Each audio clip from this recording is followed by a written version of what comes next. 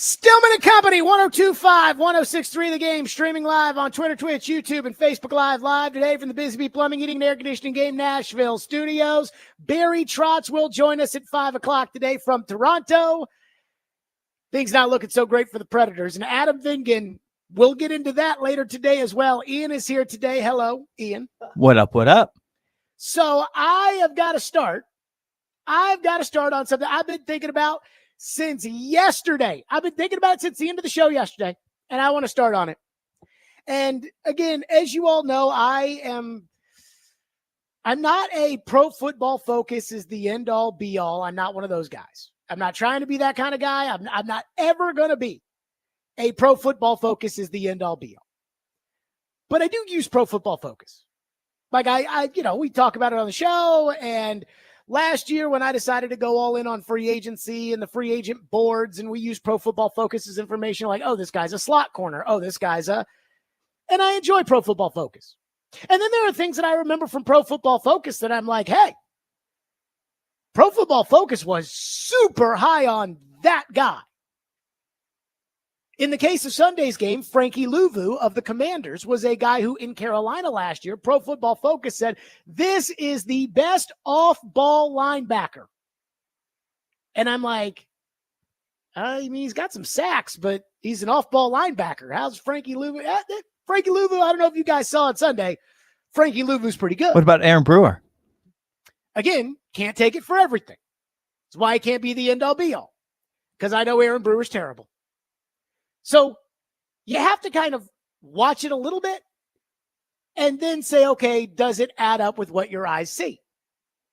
And in the case of Sunday's game, Will Levis was the highest graded player on offense for the Tennessee Titans, according to Pro Football Focus. And given that I watched the game on Sunday and saw how bad the offensive line was and saw the drops from the receivers and the fumble by Tony Pollard, etc., I'm not sure I'm overly surprised by that. And then to back up what Pro Football Focus says, Blake Bedingfield, the Titans' former scout who told the Titans to draft Derrick Henry, wrote at paulkaharski.com, quote, Levis held up well under pressure and without having his receivers fail him so many drop passes. He wasn't perfect, but he needed teammates to at least make the routine catches. He ended the day 18 of 37 for 212 and 2 touchdowns. He had at least 5 drops. So Blake Bedingfield basically said the same thing that Pro Football Focus said. Again, Pro Football Focus gave Levis a grade of 63.9. They didn't say he was elite. And Blake didn't say he was great either. In fact, Blake said that he wanted to count Levis as a positive, but he wasn't 50% passing, and he took too many hits and threw too many passes that could have been picked. So it's like, well, I can't put him as a positive, but. And this is where the real rubber is going to meet the road. If you've made up your mind that Will Levis sucks, period, and is not getting any better, which again, I kind of think Will Levis is what he is. I think he might be a backup. If you think that's the case, you won't listen to anything. Pro Football Focus said he was the highest graded player. Pro Football Focus said he was graded higher than Jaden Daniels. I mean, how dare you say that he was graded higher than Jaden Daniels? I didn't grade it. I'm not the teacher. I'm just telling you, Pro Football Focus said that he was graded higher than Jaden Daniels. But if you don't want to hear it, you'll just ignore it. And if you want Levis to be the guy, which so many of you out there do, I think because you guys have what I call quarterback anxiety, which is, boy, I mean, if Levis isn't the guy, where are we going to find one, Jared? I mean, it's a Daniel Jones? Back to the draft? I get it. I got a lot of anxiety. I've got some quarterback anxiety too, so I understand. But if you want Levis to be the guy, you'll use the excuse if they drop 5 passes, offensive line's terrible, no right tackle, etc. Game was 28-0 after 10 offensive snaps. John Elway doesn't win that game. And you'll say that. And you will have your mind made up. You will turn it into excuse making. So then you will justify that Levis is good when, again, we don't have any evidence that says Levis is good. But you will manufacture the fact that it's hard sometimes to put it on Levis and turn that into he actually was good. And I'm not doing that either, because that's not the truth. The truth, as is almost always the case, lies somewhere in the middle. And I see both sides of the argument. If I was a lawyer, and if I was a sports lawyer, I'd like to think that I'd like to think I'd be highly paid, Ian, if I was a sports litigator. Think so? I think so. I think most of them are. Well, yeah, but you have to know the law. That not necessarily. A lot of work. Sure, but as far as pounding the table, I think I'm pretty good at that. I actually had a litigator come up to me at a wedding like 6 months ago or so. And it was one of my girlfriend's friends who was getting married. So I didn't know anybody there. And I guess like the father of the bride was like, I listen to your show. I'm a former litigator and I appreciate the way you structure your arguments. And I'm thinking, man, I really missed my calling, didn't I? Probably make more money. I mean, I probably missed my calling a little bit there. But I could argue both sides of the Will Levis argument. If Will Levis came into the law offices of Jared Stillman and hired me on the spot. Actually, kind of sounds like it could work. Yeah, it sounds like something from a Seinfeld episode, actually. I could make it work. I can argue on Levis's behalf. And not only that, I believe it. Like, I believe that this offensive line is atrocious, and that's not Levis's fault. I believe that Traylon Burks stinks, and that's not his fault. I believe they ignored tight end, and that's not his fault. I believe the bad special teams makes everybody look bad, including the quarterback, and that's not his fault.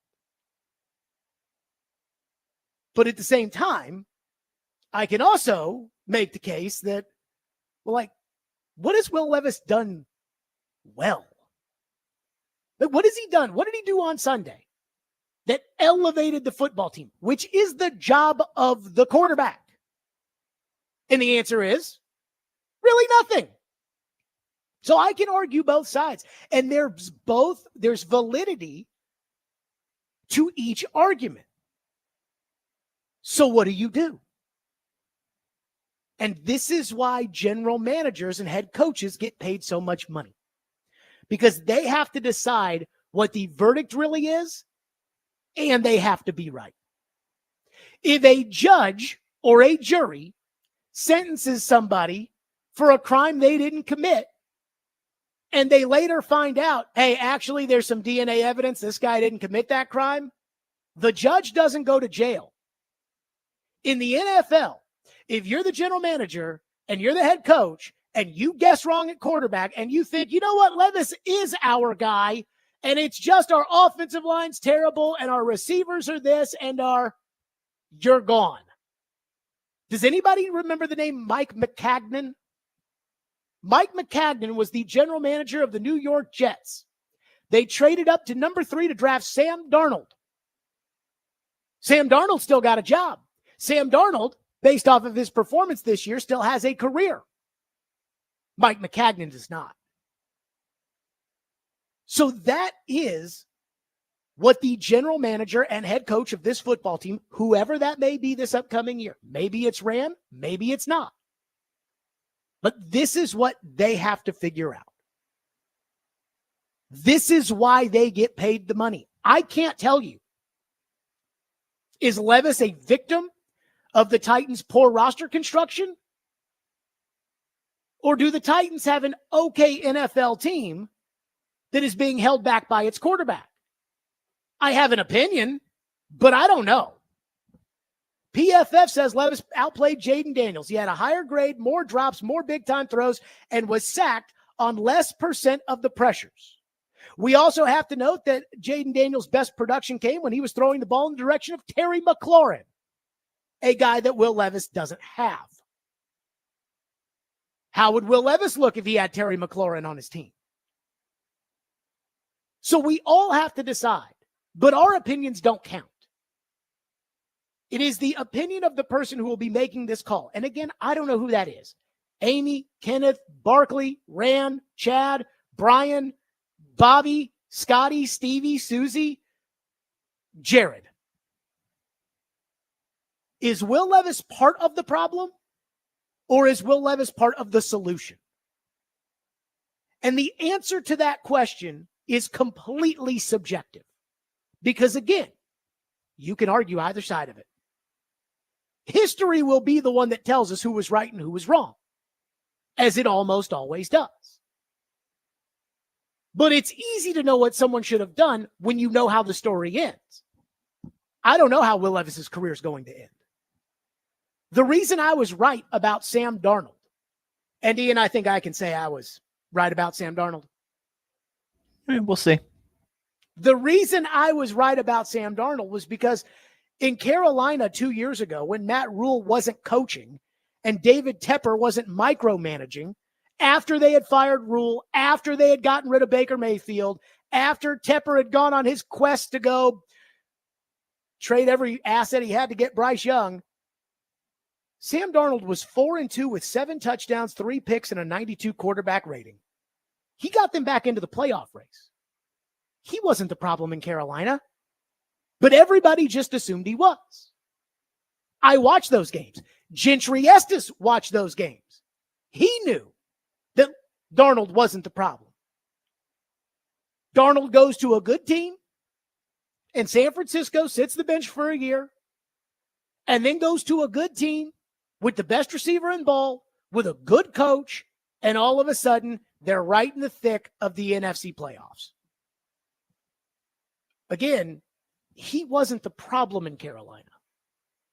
And his previous stop before that, the Jets, hard to argue he was the problem there, given everything that has happened since he left. Which takes me back to Levis. You don't have to decide today, right now, if he's the guy. The Titans don't even have to make that decision. But I think we all have to be aware that both sides of the coin in this are completely valid. Again, according to Pro Football Focus, he was their best offensive player yesterday. And he was better than Jaden Daniels. But they still didn't win. And is he culpable for that? Or is there literally nothing he could have done? And that is the subjective part. 615-737-1025, which is our phone number, 615-737-1025. Your reaction on Levis there. And then, so should Levis be the starter in 2025? It's a question everybody wants to know anyways, isn't it? Should he, Jared? Are you saying because Pro Football Focus ranked him the highest, are you saying he should be the starter in 2025? That's what you want to know. I haven't even looked at the text line. I guarantee you, when I look at it, it'll be things like, well, just because he was the highest graded player doesn't mean that he should be. And then other people are going to say, he needs a line. There's no way you can judge him. I already know. And both sides are valid. So should he be the starter next year? That's a really loaded question, which we'll get to next. Stillman and Company, 102.5 The Game.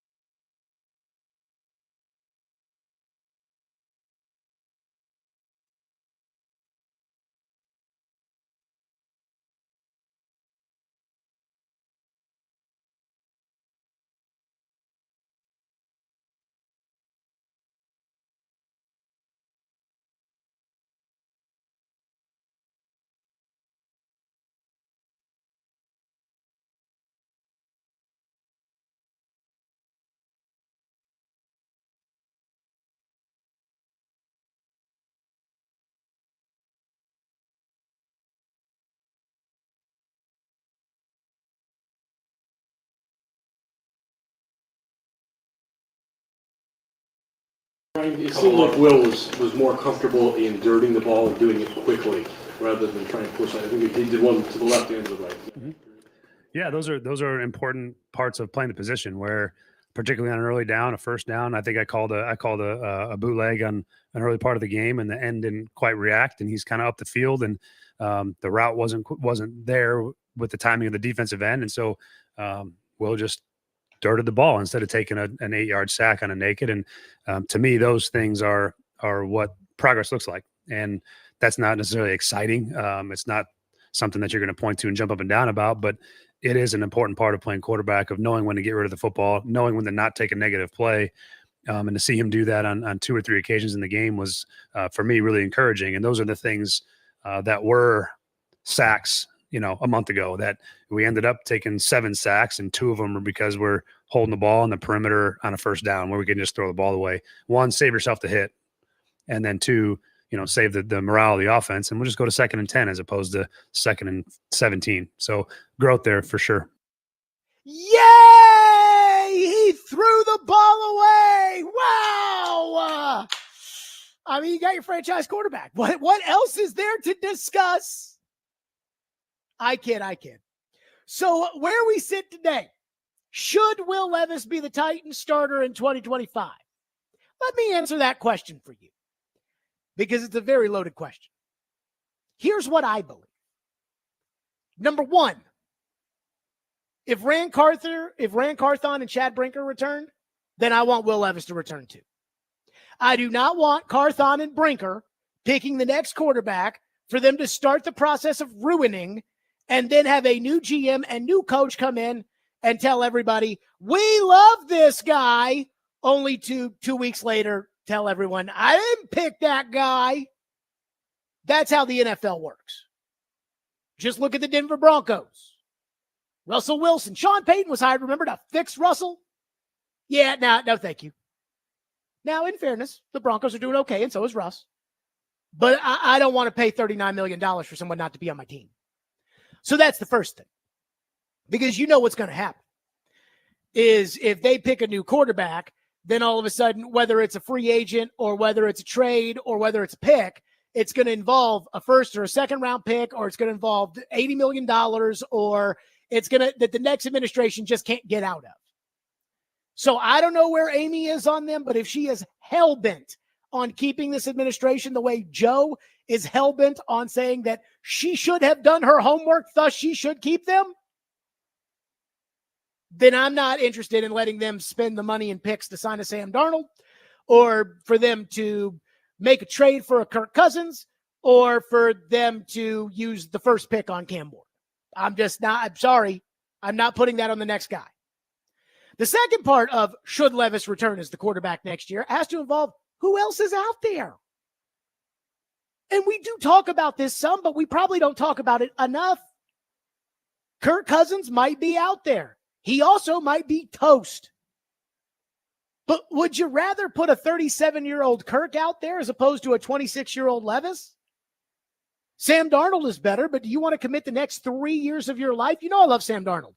But am I ready to commit the next 3 years of my life to Sam Darnold? No. I was ready to commit that he was better than Tua. And I feel justified in that regard. I don't know what the evaluation on Shedeur Sanders and Cam Ward is. And I don't know about these other guys.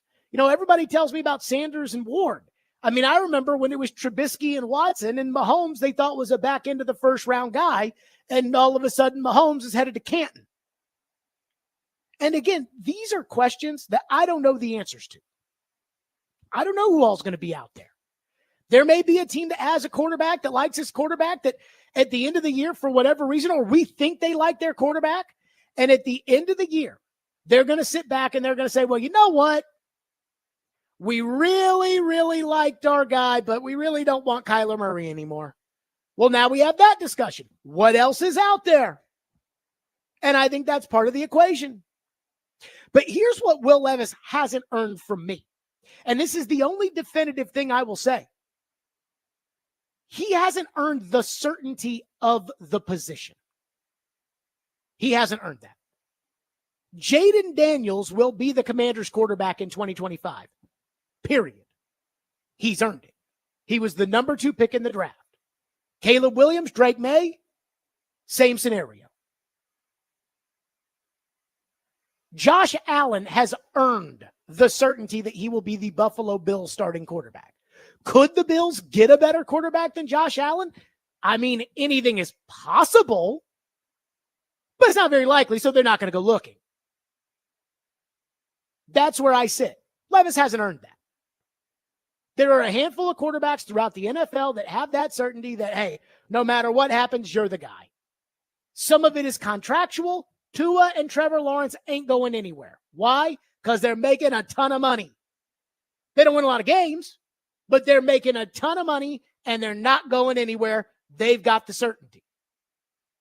And I don't think Will Levis has earned that. CJ Stroud has earned it. Bryce Young, I think Bryce Young is playing okay, but I haven't kept up with it. I don't know if he's got the certainty. Anthony Richardson, I believe, has the certainty in Indianapolis because they're starting to win some games and because they picked him so high. So, again, when you ask me, hey, should Levis come back in 2025? People have turned this into, I heard Kern say this yesterday on Chase and Big Joe. People have turned this into, well, what do you think? Do you think quarterback is the only need on this team? Well, no. So, then why would you use a pick on a quarterback? Well, Sam Howell almost threw for 4,000 yards last year for the Commanders and threw 21 touchdowns. But they had the opportunity to take Jaden Daniels, so they did. That's what you're supposed to do. You mean to tell me that if, let's say that TD's assessment of Shedeur Sanders is right and he's the next CJ Stroud, you're not going to take him because you need a right tackle? I don't believe in that. And you know how much I believe in right tackle.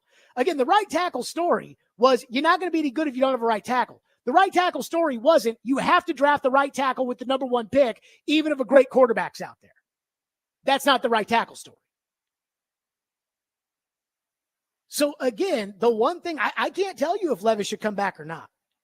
The one thing that I will tell you, though, is he, to me, has not earned the certainty that he has the job.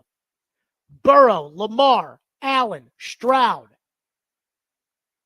Jared Goff, Dak Prescott, Jordan Love, Trevor Lawrence, Tua, Patrick Mahomes, Justin Herbert. All those guys, and there are more, all those guys have the certainty that you are the quarterback. Derek Carr doesn't deserve that. Kirk Cousins right now doesn't deserve that. See, he thought he had that. And when they drafted Penix, it was like, whoa, what the hell, buddy? Because again, he thought when he signed that contract, that's what he was getting. So again, when you sit there and say, because I know everyone's going to say, well, should he be the quarterback next year? There's still a couple games left. But again, who's out there? How many quarterbacks right now would you say, okay, I'm willing to commit a significant asset of the Tennessee Titans, whether it is a pick, whether it is dollars, in order to get over Will Levis? And how many of them can you actually get? For instance, is Mac Jones better than Will Levis? I don't know. But let me say this. Mac Jones will play quarterback on Sunday against the Titans. And if Mac Jones looks great, then it's a discussion. And that's how this league works. 615-737-1025. Tim Hasselbeck on the Midday Show. He's been kind of critical of Levis coming back next year. What did he see on Sunday? We'll do that next. 615-737-1025 on Stillman and Company. Tomorrow is your chance to participate in Preds Pick to Click. If you correctly guess a Preds player that scores a goal of the game tomorrow night, you win a pair of tickets to an upcoming Preds home game. Participate with Robbie and Rexroad tomorrow morning at 8:45 a.m.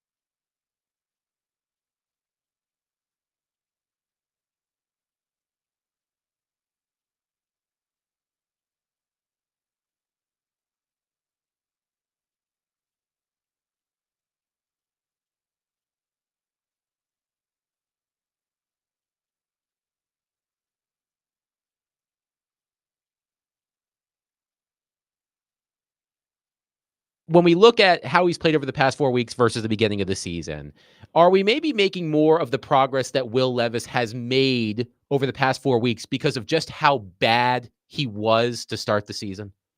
Probably, because I think that we got to think about like what the expectations were coming into the year, right? Like the expectations coming into the year, like most teams in every city is, okay, like, you know, are we going to play well enough to, you know, go to the playoffs?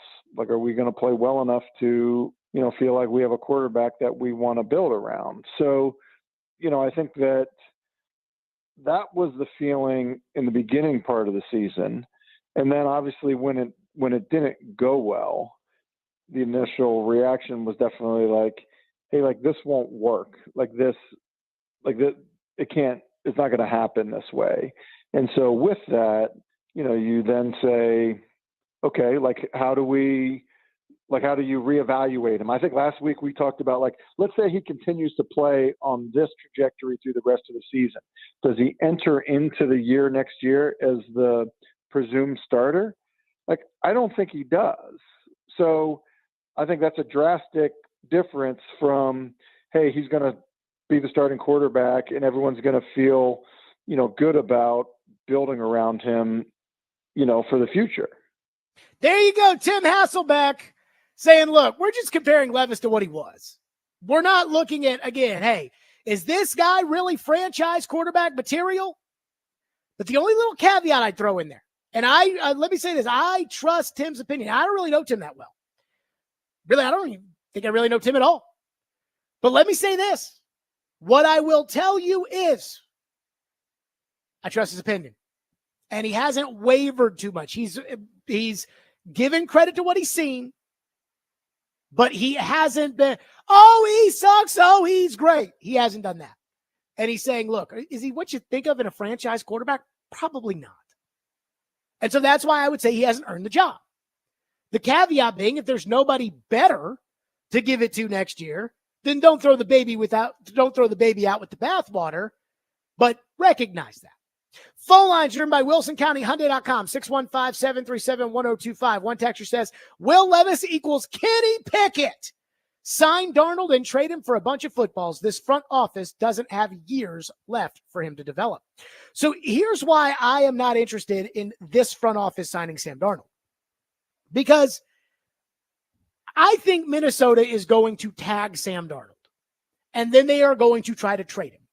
In fact, you're starting to hear some rumors that are coming out that are, hey, Minnesota is not ruling out bringing Sam Darnold back. Last week when they signed Daniel Jones, there was a lot of talk about, well, Darnold leaves and then maybe Jones takes over the Darnold role next year and McCarthy's the quarterback. And now there's some, well, you know, Kevin O'Connell really likes Sam Darnold. And again, what I think that's for is let's franchise tag Darnold and then let's trade him. And we'll get a second-round pick, and then a team can negotiate a contract with Darnold. And what they'll tell themselves is we're acquiring a 28-year-old in his prime, former third overall pick who's finally figured it out. We're going to pay him $45 million. We're not going to pay him $55 million. We'll pay him $45 million. We'll use a second-round pick, and we go get a good player with a first-round pick. And somebody will do that because there is a team desperate for the quarterback. So if you do that, you're allowing Rand Carthon and Chad Brinker to trade away a high pick, a second-round pick probably, and give away a contract that's probably a 3-year deal. Maybe a 2-year deal, but again, you're committing. These guys don't have 2 or 3 years to prove it right. No. And then the other thing, too, is let's say Darnold goes into free agency. Now you're talking about a 4 or 5-year deal because there will be other teams that will be able to pay him and they won't have a draft pick attached to it. So that's going to be hard for me to just say, okay, I want these guys on the hot seat to be able to do. And then when it comes to Darnold, again, I'm a huge Darnold guy. But is Darnold Josh Allen? No, he's not. And if I wanted a quarterback who, if I put a great team around him, gives me a shot, I would have just kept Ryan Tannehill because that's what Ryan Tannehill was. Joe keeps asking the question about Jared Goff. And again, Joe's a big Lions fan, but he keeps saying, if you switched Goff and Tannehill, what would the results be? And I think they'd be the same. And I think Darnold and Goff and Tannehill and Trevor Lawrence, and I think these guys are all kind of the same. They're not Josh Allen. They're not Joe Burrow. Joe Burrow's team gives up 60 points a game, and he still gives them a chance to win every week. Sam Darnold's not doing that. So, again, I mean, we're looking for better here if we're going to spend the money or if we're going to use the picks. We want kind of a star quarterback, not Sam Darnold for $45 million. One texter into the text line says, if they are picking at 7 through 9, edge or tackle should be the pick if that player is on the board. Again, here's the other thing I haven't even looked at, and I don't look at it this time of the year because we don't know who's going to be tagged or who's going to be re-signed. I wait until the offseason dust starts to settle a little bit, because I remember this time last year, everybody kept saying, T. Higgins to the Titans, $100 million in cap space. And I kept saying, guys, they're going to franchise tag T. Higgins. Like, you're not going to be able to just sign T. Higgins. So we don't know who's going to be out there. Free agency happens before the draft. I hear everybody saying, well, we need to take a tackle. What about the tackle out of Texas or the tackle out of LSU, Jared? And I'm like, well, who gets to free agency? You know, the Denver Broncos, I think, are a good example of this. What are positions people say the Titans really need? They need a tackle. They need an edge rusher. They need a receiver. Like, those are some of the positions that people bring up. So let's use Denver as the example over the last couple of years. Denver needed those positions too. But they signed Mike McGlinchey in free agency, paid him top dollar at the time, $17 million, and they're set. They're fine. They don't need to try out Andre Dillard and Nicholas Petit-Frere, a.k.a. PT. PT. They don't do that. They paid the money. They signed Zach Allen, a pass rusher. So what have they been able to do? They've been able to draft a quarterback. They've been able to draft a receiver. That Mims kid they took looks pretty good to me. That's what you do. So I don't know what free agency, I don't know who's going to be out there this year in free agency, but if you sign a right tackle in free agency, you don't need to draft a right tackle. If you sign an edge rusher, you don't need to draft one. You sign, like Minnesota signed Jonathan Grenard. Now, they still drafted an edge rusher, but they signed edge rusher. So I can't just say, okay, take that guy.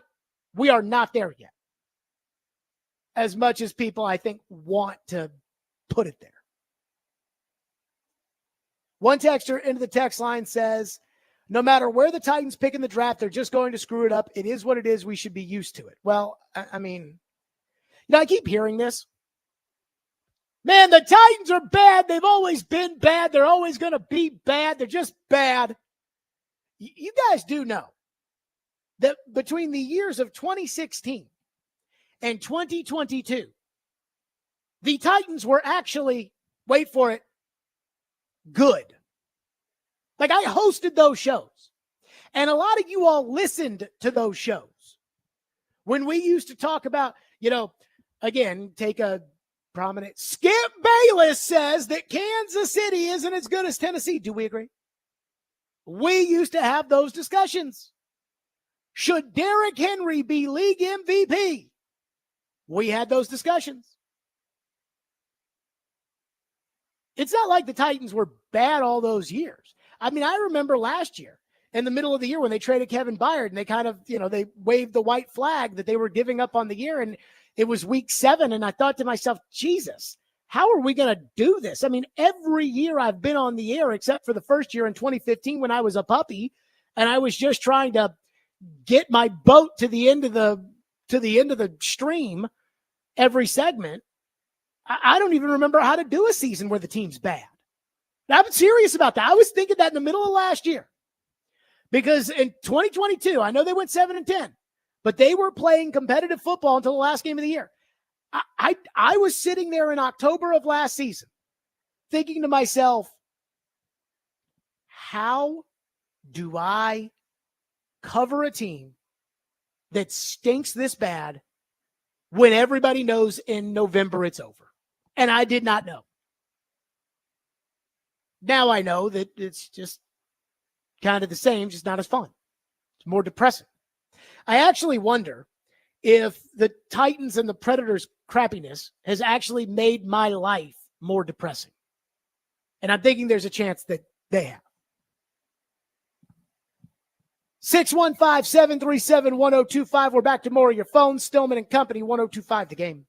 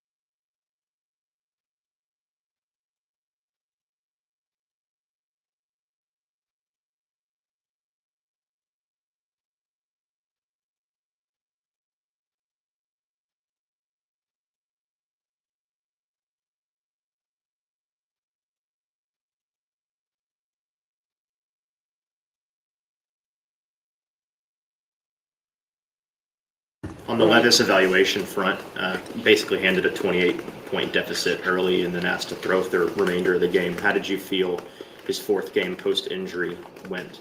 Yeah, I think he did some really positive things again. He stacked really 4 weeks now of growth and good football. I thought he made a couple really fantastic plays. And again, when you're dropping back that many times with that kind of deficit, you're getting everybody's best stuff. You're getting their best rushes, they're getting their best pressure. And I thought he did a nice job of trying to keep fighting through the game and finding completions.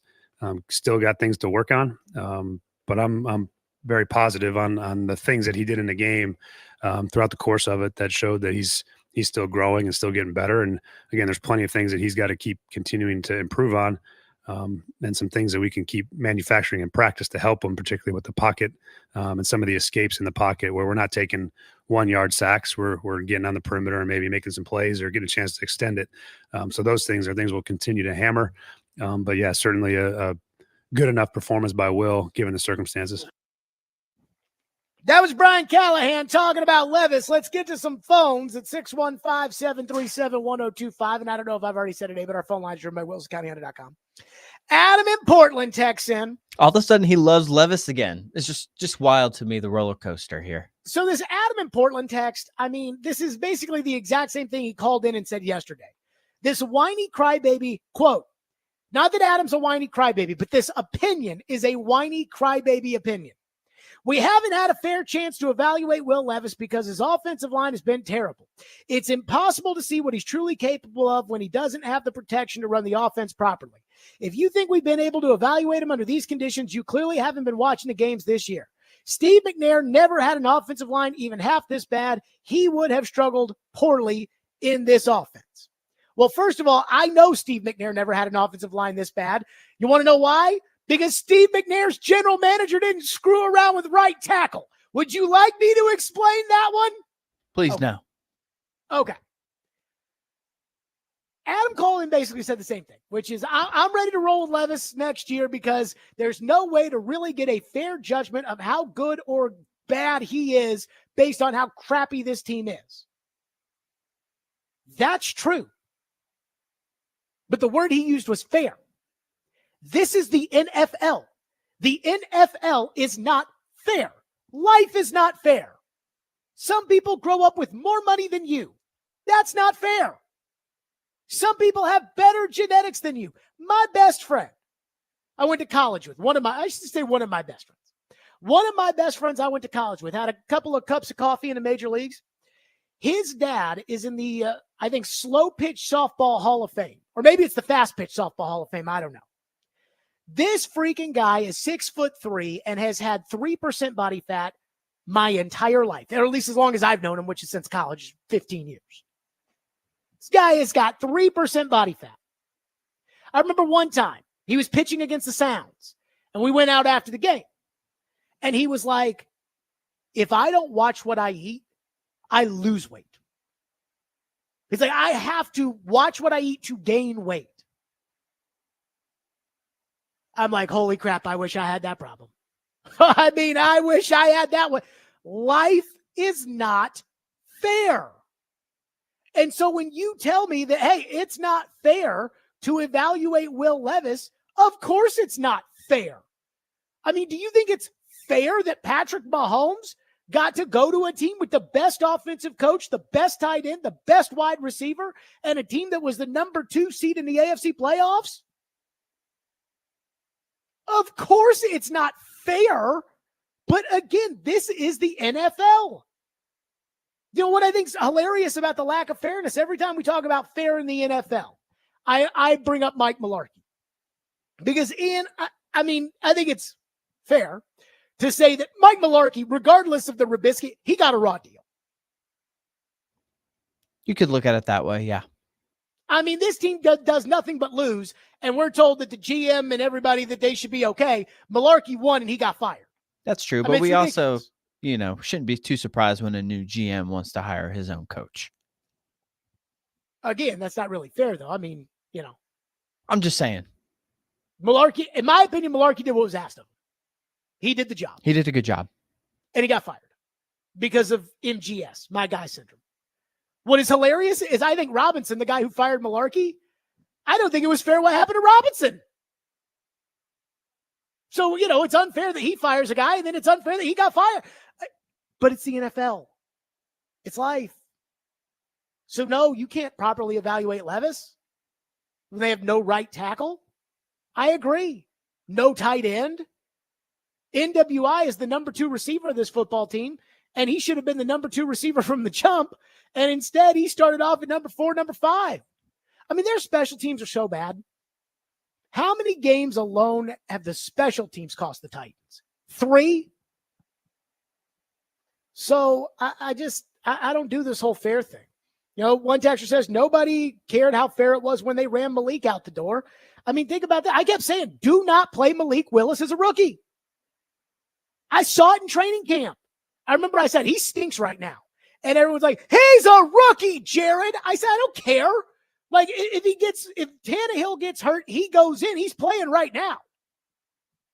And the Texans or the Giants or the Bills aren't going to say, oh, well, he's a rookie. Take it easy on him.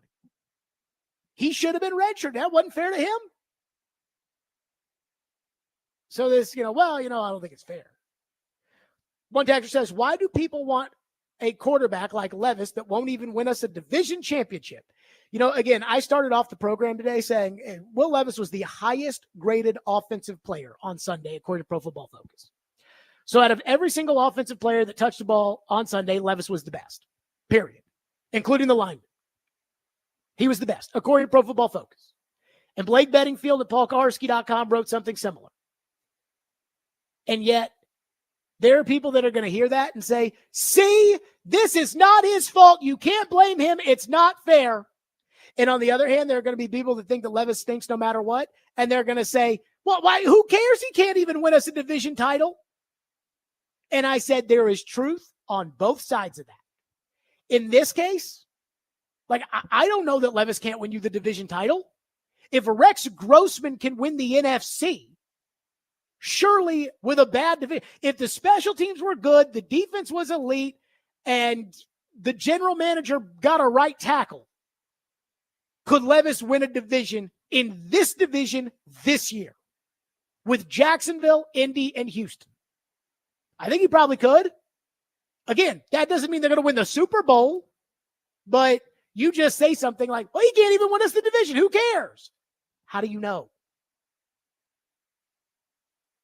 There's truth in the middle here. And so deciding whether or not Levis can win you the division when he doesn't have the tools that would be required for him to win the division, that's the job. That's what the general manager gets paid to do. And this general manager has been getting those answers wrong too often than not over the last 2 years. 615-737-1025, which is our phone number on the program, 615-737-1025. Adam Vingan wants to fire Andrew Burnett. He said it today. We'll get to his argument next. Stillman and Company, 1025 The Game.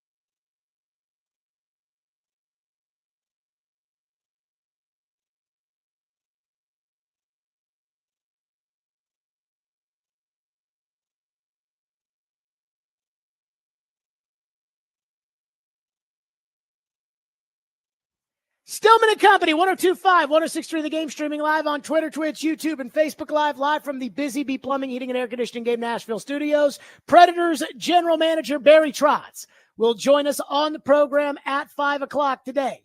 Now, it got, again, I wouldn't say it got contentious. You know I like Barry. Barry likes me, I think. We'll see. But we did ask him last week about the coach. And we did ask him about Andrew Burnett, and he put his full support behind Andrew Burnett. Ian, I don't think I even was able to get the question out, and Trotz kind of cut me off and basically said, like, Burnett's part of the solution, not a part of the problem. Something like that, yeah. Said when I hired him, I was planning on him being the coach for a while, something like that.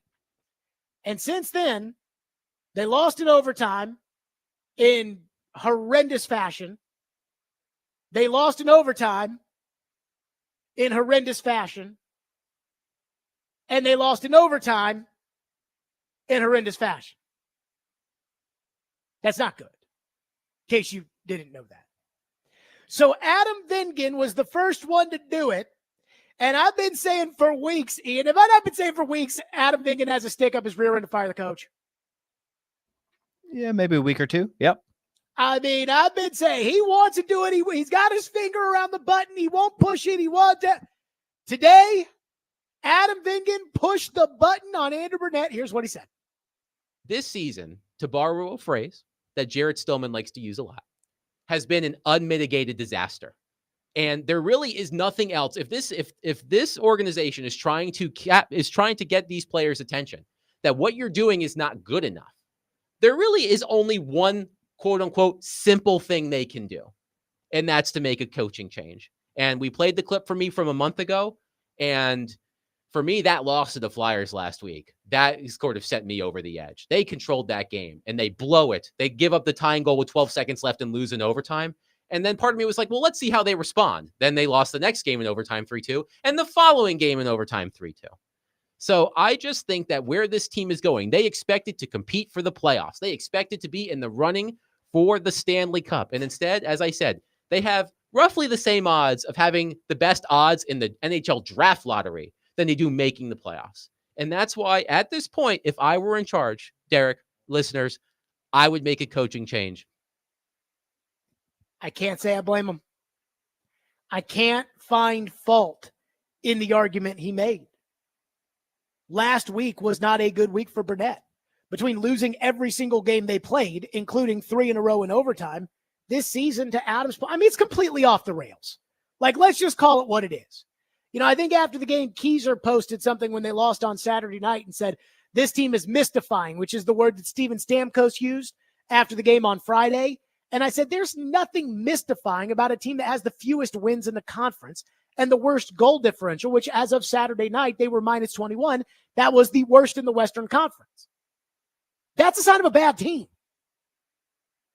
And these expectations going into the year were not last place in December and a 6% chance of making the playoffs. And Steven Stamkos had a thinly veiled shot at somebody after the Tampa loss. And I couldn't tell if it was a coach or a player, but it was at somebody. And Philip Tomasino went to Pittsburgh last week and scored in 2 of his first 3 games. And the bench minor at the end of the Philly game was completely unacceptable. And in the NHL, traditionally, that gets the coach fired. Like, again, that's reality. In the NHL, Jim Montgomery had a better record and got fired in Boston. The Blues were 2 points up on you in the standings and fired their coach. This is the NHL, folks. You get fired and you get fired quickly. So I can't argue anything Adam has said. You know, this is something that a lot of people will do. If they don't like what the person is saying for whatever reason, let's say it's because they believe Burnett is a great coach, and I think he's a very good coach. But let's say that they want to be mad about what Adam said. What they will do is they will pick on the messenger. And they will say, well, I mean, Andrew Burnett, Adam Vingan just wants to say, but there's nothing Adam Vingan has said about Burnett that I don't think is accurate. There's nothing he said about this team that is not true. They've got a better shot at picking number 1 in the draft than they do of making the playoffs, or roughly the same amount, whatever. It's unacceptable. We were talking Stanley Cup going into the year. And now, even if they were to miraculously make the playoffs, are they really going to win the Cup with Tommy Novak as their second line center? That being said, I'm not on board with firing Burnett. I recognize that as far as league precedent is concerned, there is justification to fire the coach. It just is what it is. But I'm not there. And I'm going to tell you why. Because trust me, I'm a lot closer to wanting to do it than I was when Adam started this about 3 weeks ago. But for me, last year has to count for something. And last year, Andrew Burnett proved to me that he's a good coach. And Andrew Burnett was a nominee for the Jack Adams and won the President's Trophy in Florida with the Panthers. Granted, that's a very good team, but he still did it under very odd circumstances. With Joel Quenneville getting fired and the scandal and everything, like, that means something. And I don't think it's a good idea to fire good coaches. Sometimes you don't have a choice, and I get it. But the defense I had, the anger I had in 2020 when they fired Peter Laviolette, and I thought it was premature when they fired Peter Laviolette. I thought the problem were the players, not the coach. Granted, you can't fire the players, you can fire the coach. But my biggest thing was I knew Peter was a good coach. And they just fired him. The only guy who's ever won anything that's worth a banner in the arena, and they fired him. 6 months after they hung another banner. And he didn't even get the end of the year. Now, Burnett has not accomplished what Peter did in 2020.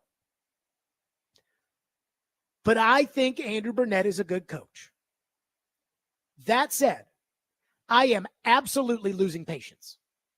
What happened on Wednesday night against the Flyers is completely unacceptable. That team sucks, and that team was dead in the water, and you got a bench minor with 2:16 left, too many men on the ice, and you're either coaching it or you're allowing it to happen.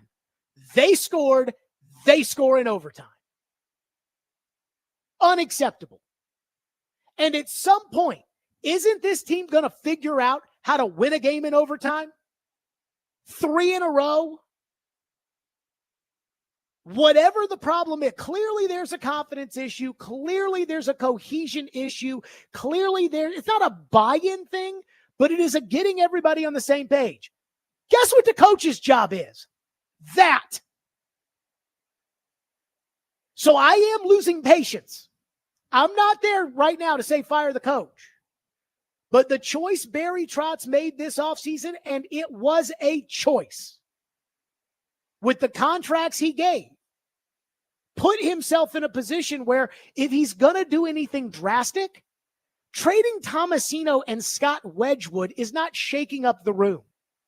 If you're going to do anything drastic, it's going to have to be the coach. It kind of gives you one or two choices, which are, if it doesn't work, I'll either sit on my hands and do nothing, or I have to fire the coach. But I'm not there yet. And I would say this. I would argue that this is a big week for Andrew Burnett. Toronto tomorrow. And Ian, I don't keep up with it, but like Toronto, they've kind of had a forcock to start, right? They're doing pretty well. Isn't Matthews hurt? He came back the other night and had 2 assists, I believe it was, but they actually did okay without him. Yeah, I mean, so okay, Montreal's the one. Montreal sucks. Yeah, they're the one. Yeah, they're You the one lose who's to Montreal on struggling. I mean, Thursday. Toronto's in first place. I think it's a big. I think they need to win both, and then I believe they play a third game in Canada. Ottawa on Saturday. Ottawa? Yeah, and they're also down towards the bottom in the East. It's a big week. Yeah, it's a big week. And again, I don't know what Barry's going to say. You know, if this week goes to pot like last week did, I mean, what, does Barry just come on each week and say, I'm not firing the coach? I don't know. But the bottom line is, Adam used the term that I guess I unknowingly say a lot, the unmitigated disaster. This season so far has been an unmitigated disaster. You're terrible. And it wasn't supposed to be this way. And you can't just trade your backup goalie and say, fixed it. At some point, this coach, they got to win and not get close to winning. We used to rip John Hines all the time when he would say crap like that. And we'd say, we want to win. We don't want to almost win. And so when it comes to the Predators, Adam Vingan, I think he has a right to that opinion. I think anybody who has the idea that they should fire the coach, I think you are with it. It is not crazy. What would be crazy would be saying something like, I think Tennessee should fire Josh Heupel. That's crazy. I don't think wanting to fire Andrew Burnett is crazy. I think it is what it is. This is the NHL, folks. But I'm not there yet. 615-737-1025, which is our phone number, 615-737-1025. We'll get to your phones. What do you think on Adam's opinion that it is time to go? And then we will have Barry on at 5 o'clock. But there's kind of one question that's really a two-parter. That's kind of what I really want to know about this. We'll do that next. Stillman and Company, 102.5 The Game.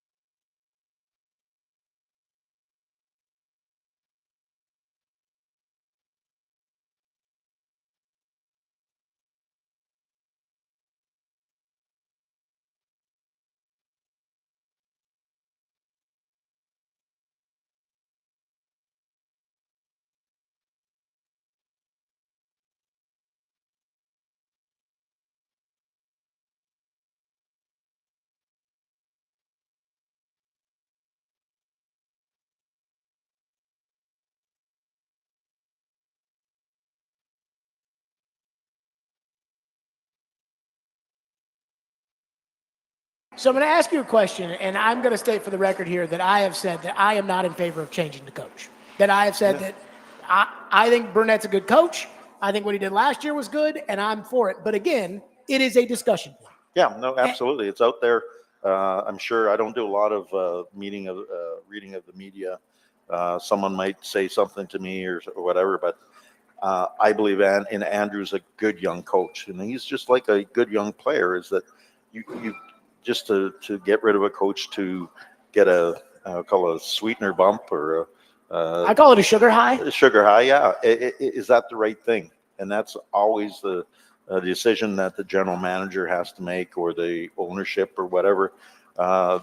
Is it just you get a little sugar high for a little bit, or is this the coach going forward? I mean, I looked at how fast St. Louis, and I know a little bit about Jim Montgomery. Sure. I know Monty as a coach, and I know Monty as a person, and all that. And the quick turnaround looked like Doug Armstrong says, "This is my coach for the next while," and he did that right away. When I hired Andrew, I said that he's my coach for the next while. So Andrew Burnett is a good young coach who's going to, he's done lots of good things for us last year and in this league, and he's going to get better and better. That was Barry Trotz on the program last week. And since then, they lost in overtime. And you can make the argument, hey, they got points in every game. But you do know that if you lose in overtime every game, you will only have 82 points, and you'll still be about 15 or so shy of making the playoffs. So, I mean, when you start, you got to win. And they haven't done it. So here's a question I have for Barry Trotz when he joins us later today. And that is the problem with this team, is it the makeup of the roster and something that he personally regrets? That he looked at it and said, you know what? I should have taken the money to Stamkos, and I should have given it to Elias Lindholm. Because even though Stamkos is more of a goal scorer than Elias Lindholm is a second-line center, and that's what we really need, and not trying to get by with Tommy Novak. Or, if it's not the makeup of the roster, is there something about this roster that's not allowing it to perform at the level that it should? And if that's the case, then that's probably something that would be on the coach. And I don't know the answer to that. If you want to know what my gut is about what's wrong with the hockey team, I'll tell it to you right now. I think what happened is they started off 0-5, and it weighed on everybody. I think it weighed on the coach, so he starts making moves, trying to figure it out. It weighs on the young guys who are getting taken out of the lineup because they thought this would be their time to arrive, and now they're thinking, oh my God, I might not be NHL players, whether it's Evangelista or Novak or Tomasino or Parsonen or whoever. And then I think the guys that got paid, I think they're feeling the pressure to pay what they owe. And so I think that 0-5 start, it set off some alarms. And then the reaction to that has been like trying to run in quicksand. And it's been holding them back the entire time. That's what I believe. That I believe the reason why Brady Shea stinks is not because Brady Shea stinks, but it's because they were stinking at the beginning of the year, and Brady Shea said, I just got paid a bunch of money for 7 years to not stink. And again, running in quicksand. That's what I believe. The problem is, at some point, the coach gets it figured out, or else the coach ain't here anymore and somebody else figures it out. And that's just the league. In fact, that's just sports. But that is the question I have. And I think that's the problem. And again, I think this is a big week for them, and I think it is a big week for the coach. Phone lines are driven by WilsonCountyHyundai.com at 615-737-1025. One texter says, Steven Stamkos seemed like he wanted to call out the coach, and the veteran came out in him to call out the players. So after the game on Friday, Stamkos made a comment that it's... Ian, do we have the Stamkos cut? I know I'm putting you on the spot on that one. But it was something along the lines of, because I saw it. He said something along the lines of, it's mystifying, but he's got an idea of what they need to do, but he'll keep it to himself, or something like that, right? Yes, we have it. Okay, here's what Stamkos said after the game Friday night. how mystifying to you is that lack of offense, given the people in this room who have scored so much in their careers before? I mean, you know, I have some thoughts on that, but you know, it's yeah. Like I said, it's you know, you got guys that can put the puck in the net for sure, but we need to find ways to generate, you know, getting open and guys seeing things and guys finding seams, and you know, it's tough. I mean, it's tough to score. It's the hardest thing to do in the NHL, to score goals. And obviously we got guys that have done it. It's a little different this year. You're in a funk and you try to find ways. I mean, we're not going to quit here, but you know, we need to find a way, and myself included. And it's yeah, it's tough. Here's what I'll say to that. I don't know if he was taking a shot at the coach or if he was taking a shot at the players. And if he's taking a shot at the players, I think it's probably Novak. If you're going to go that far, just say it. Like, if you got something to say it. You know, it's like Stamkos wants to kind of say it, but he's not going to say it. And this is how I feel about, like, the wide receiver Twitter lingo. You know, A.J. Brown with his tweets and everybody else. I've gotten to the point, like with DeAndre Hopkins, I was like, I don't even know. I don't know what wide receiver Twitter talk is on Twitter. So just, if you got something to say it. Ian, do you think he's mad at the coach, or do you think he's mad at the players? I don't know. It's a good question. I was trying to think that through my head myself. You know, I'm not really sure. I don't want to speculate too much. So that's what I want to know. One text says, please ask Trotz what he thinks about young guys like Evangelista and Svechkov getting less than 10 minutes time on ice when they've played well, and Svechkov scores a beauty of a goal, and why Parsonen is called up only to be relegated to the press box. You need to play the young guys or lose them for nothing, which they've done far too often. I mean, it's a bad look that Tomasino. Like, I don't like Tomasino. I had enough of Tomasino. I didn't want to watch him play anymore. They'd given him 15 chances. But it's a bad look when Tomasino goes to Pittsburgh and all of a sudden starts scoring goals. It's a bad look. And those are kind of the, you know, those are the kind of things that are going to be discussed around here. Like, that's just how it is. More of your phones on this, 615-737-1025. Plus, Vingan does have some very convincing stats about what firing a coach does. That if you're still holding on to hope for this season, might be pretty valid. We'll get to that. 615-737-1025. This week's best deal, this week's Nashville's best deal from your friends right here at 1025 The Game is from Tito's Mexican Restaurant. Known for its vibrant flavors and festive atmosphere, Tito's brings the heart of Mexico to Middle Tennessee. Enjoy mouth-watering tacos, sizzling fajitas, and delicious enchiladas, all served with a side of authentic Mexican flair. Get half off a $25 gift card now while supplies last at thegamenashville.com.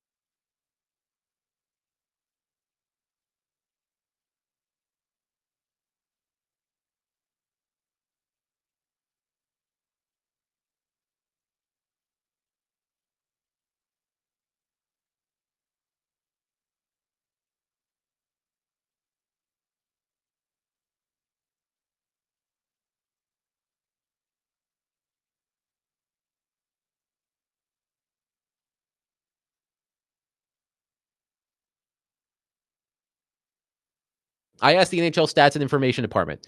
I would love the team's overall record before they make the coaching change and after they make the coaching change. So between 2013 and 2024, teams that fired their coaches, when you combined all of the records of those teams at the time they fired their coaches, they had a winning percentage combined of 0.412, 41.2%. They had a points percentage of 476. So a winning percentage of 412, a points percentage of 476. Those are the teams that fired their coaches and their records at the time of the firing. After they made the coaching changes, the record. Remember, winning percentage before, 412. Winning percentage after, 496. Points percentage before, 476. Points percentage after, 544. So that's 10 years worth of data. That's not cherry picking. That's 10 years worth of data that shows that when NHL teams make coaching changes, and I don't know why this is, Derek, but it is clear that teams perform better in the standings after they make coaching changes. That was Adam Vingan today. Again, apparently, and I was listening to this today and I did chuckle. Apparently, Vingan used like last year's coaching changes, and Willie got mad at him and said that he was cherry picking. So Vingan went to NHL Stats and Info and got a 10-year sample size. Hard to argue that that's cherry picking. So here's what I'll say. If you are somebody who is in favor of saving the season, which moneypuck.com gives the Predators a 6% chance of making the playoffs, then you probably should want to fire the coach, I guess, based off the stats. But here's where I sit on this. I believe that one of two things is going to happen. Either they're going to turn it around, or they're going to be picking number 2 or number 3, or hell, number 1. And I'm okay with Andrew Burnett steering me in either direction. Like, I'm okay to let Andrew Burnett try to coach his way out of this. And if you keep losing, getting the number 1 pick, because what this team so desperately needs is that kind of talent in the organization. You know, even the prospect gurus, Barry's really high on Mullendijk and very high on the Surin kid they took in the first round this past year. But the prospect guru guys, like the Corey Pronmans or whatever at The Athletic and Scott Wheeler, and they're not very high on your prospect crop. They think they're okay. And when I read the write-ups about these guys, it's like, yeah, I think David Edstrom could be a bottom 6 centerman. Well, I need a top 6 centerman. Well, I think Matthew Wood's probably more of a winger than he is a center. Well, I need centers, not wings. I think Andrew Gibson could be a third pair defenseman. Well, I need a second pair or a first pair defenseman. Like, that's what I need. And so I do think that if you end up letting Burnett coach and it's the same old crap, then at least you'll be picking high, which you haven't done in forever. And I think they need it. So again, that would be another reason why I'm not in favor of changing the coach. Either he gets it turned around or you get to pick first. And I'm okay with that. As much as I would not be okay with it to begin the year. But this idea that, okay, well, you know, they can win, what is it? What did Adam say? Like 459 point percentage after you change the coach? Maybe even higher, 470 something maybe. I don't think that gets you into the playoffs this year if you do that the rest of the year. So what's the point of that? The points percentage was in the 5s. You know, maybe that would help. Does that get you into the playoffs, given how far back you are right now? I don't know. It's going to be tough. So at this point, let them roll. Phone lines driven by WilsonCountyHyundai.com. Scott has been waiting patiently and is up next on the program. Scott, thank you for calling. Hey, thanks. And I think, the very first person to bring up, you know, should Burnett be fired a month ago? And I'm still not for it, but I'm afraid it may need to be done. There's no doubt plenty of blame to go around, starting with each individual on the roster. And I would place the most blame on Marchessault, who does nothing. At least Stamkos scores, power play goals, but I would be cutting his minutes back instead of cutting the young guys back. But There's maybe one other guy that deserves a little bitty slice of the blame that we haven't mentioned. That may be Trotz himself. He may not have shopped for the right groceries. He may not. We've gotten a lot older and a lot slower, and that may not be best for Burnett's system. I mean, if you're going to run a run and shoot offense in football, you don't go out and sign Derrick Henry and Eddie George and Larry Zonka and Tom Rathman, and that's kind of what we did. So I mean, there's from the, a lot of things that have gone thing, wrong. And Scott, I hear what you're saying. First of all, number one, the guy for me. Thank you for your call. The guy for me who I put, like, if you're talking about, hey, we need to put Brady Shea's been the worst player. Like, I know everyone brings up Marchessault. Brady Shea has freaking sucked this year. And I am mystified by that. But when you bring up the old and slow thing, because I hear this all the time, Robbie today had some sort of stat or something on the morning show saying that they're actually not that slow. That people say it because it's like, well, we're old, so this is the, we're this, but they're really not that slow. But if you don't think that the makeup of the roster could be a part of the problem, then you're crazy. Barry Trotz, absolutely. Again, I said this last week, and I said this to Trotz. I said, I'm not a doctor. I can't diagnose what's wrong with this team. But I can look at you and say, you need to go to the hospital. And that's where this team is. I don't know what it is. Trotz is absolutely on the list of things that could be the problem. And this off-season spending spree could have been an unmitigated disaster that gets both him and Burnett fired in the long run. That's the job. Like, if Yaroslav Askarov becomes Dominic Hasek and UC Soros never wins a playoff series, that will get him fired. Absolutely. I'm not ruling that out. I do want to address this. One texter says, no second line center is like no right tackle. The players he signed for big bucks in multiple years are not producing. Well, you're all over Rand Carthon, but you're free passing Trotz. Novak is PT. I'm not in favor of moving the coach of the GM for the Titans or the Predators, but you are so inconsistent on this. This is laughable. Number one, Rand Carthon won 6 games last year. Barry Trotz made the playoffs. Not the same. Number two, we ask Barry Trotz about the coach and firing the coach every single week. When does Rand Carthon go on the radio and take questions like that? Barry Trotz will be on at 5 o'clock today. We've been talking for 30 minutes about firing the coach, and he will be on this program today at 5 o'clock. What time is Rand's interview at? Barry will be accountable. We may not agree with it. We may argue he and I. The Preds made the playoffs last year. There's a difference. And this season is not over, though it is looking bad. But everybody's just, and again, this whole like second line center thing, it's not the same as right tackle. Because I've watched the Predators get to the Stanley Cup final with Mike Fisher as their second line center when Mike Fisher really didn't have that much juice left in the tank. Do I think you need one? Yeah. But is it like, oh, you have no shot to be good without one? I mean, they were solid last year with Tommy Novak. Let's go to Bob in Antioch, who's up next here on the program. Bob, go ahead. Thank you. The Predators free agent signings, to me, are similar to maybe somebody buying a Rolls Royce with 250,000 miles on it. Maybe still got something left, but the signs of wear and tear. I really like those guys, but I'm afraid that their decline might have come quicker. I was afraid this was going to happen 3 or 4 years down the road. What's your assessment of those guys? Do you think we've really been able to see exactly how much they've got left in the tank? So the guy that I'm worried about declining the most, thank you for the call. The guy I'm worried about declining the most right now is O'Reilly. That's the guy that I'm like, has he fallen off the cliff? Brady Shea is not an old pawpaw, even though he does have gray hair. He is not Stamkos or Marchessault. Stamkos scored 40 goals last year. 40. I have a hard time believing that he just all of a sudden has fallen like that. I mean, it's not like there was a major surgery and now he can't skate anymore.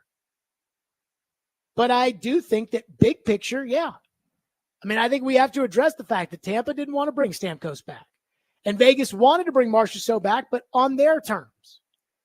And that sometimes, hey, somebody is right and somebody is wrong. And right now it's not working, but I would argue that there are guys from last year's team that played better last year, like Lazan, who I know is hurt right now, but Lazan, he sucks this year. I don't know why. Novak, he stinks this year.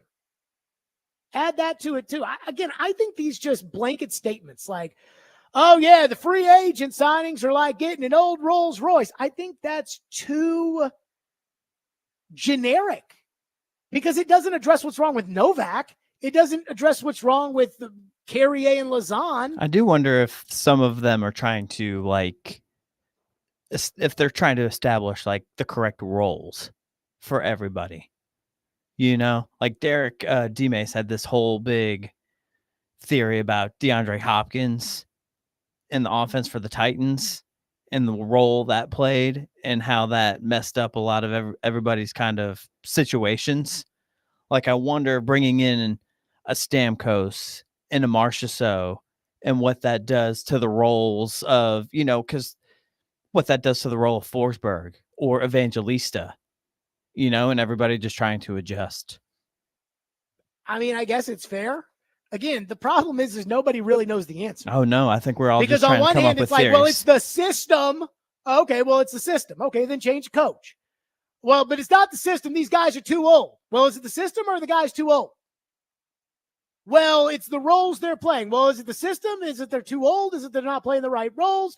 Is it that they don't have a second line center? Is it that the defense has collapsed? Is it what?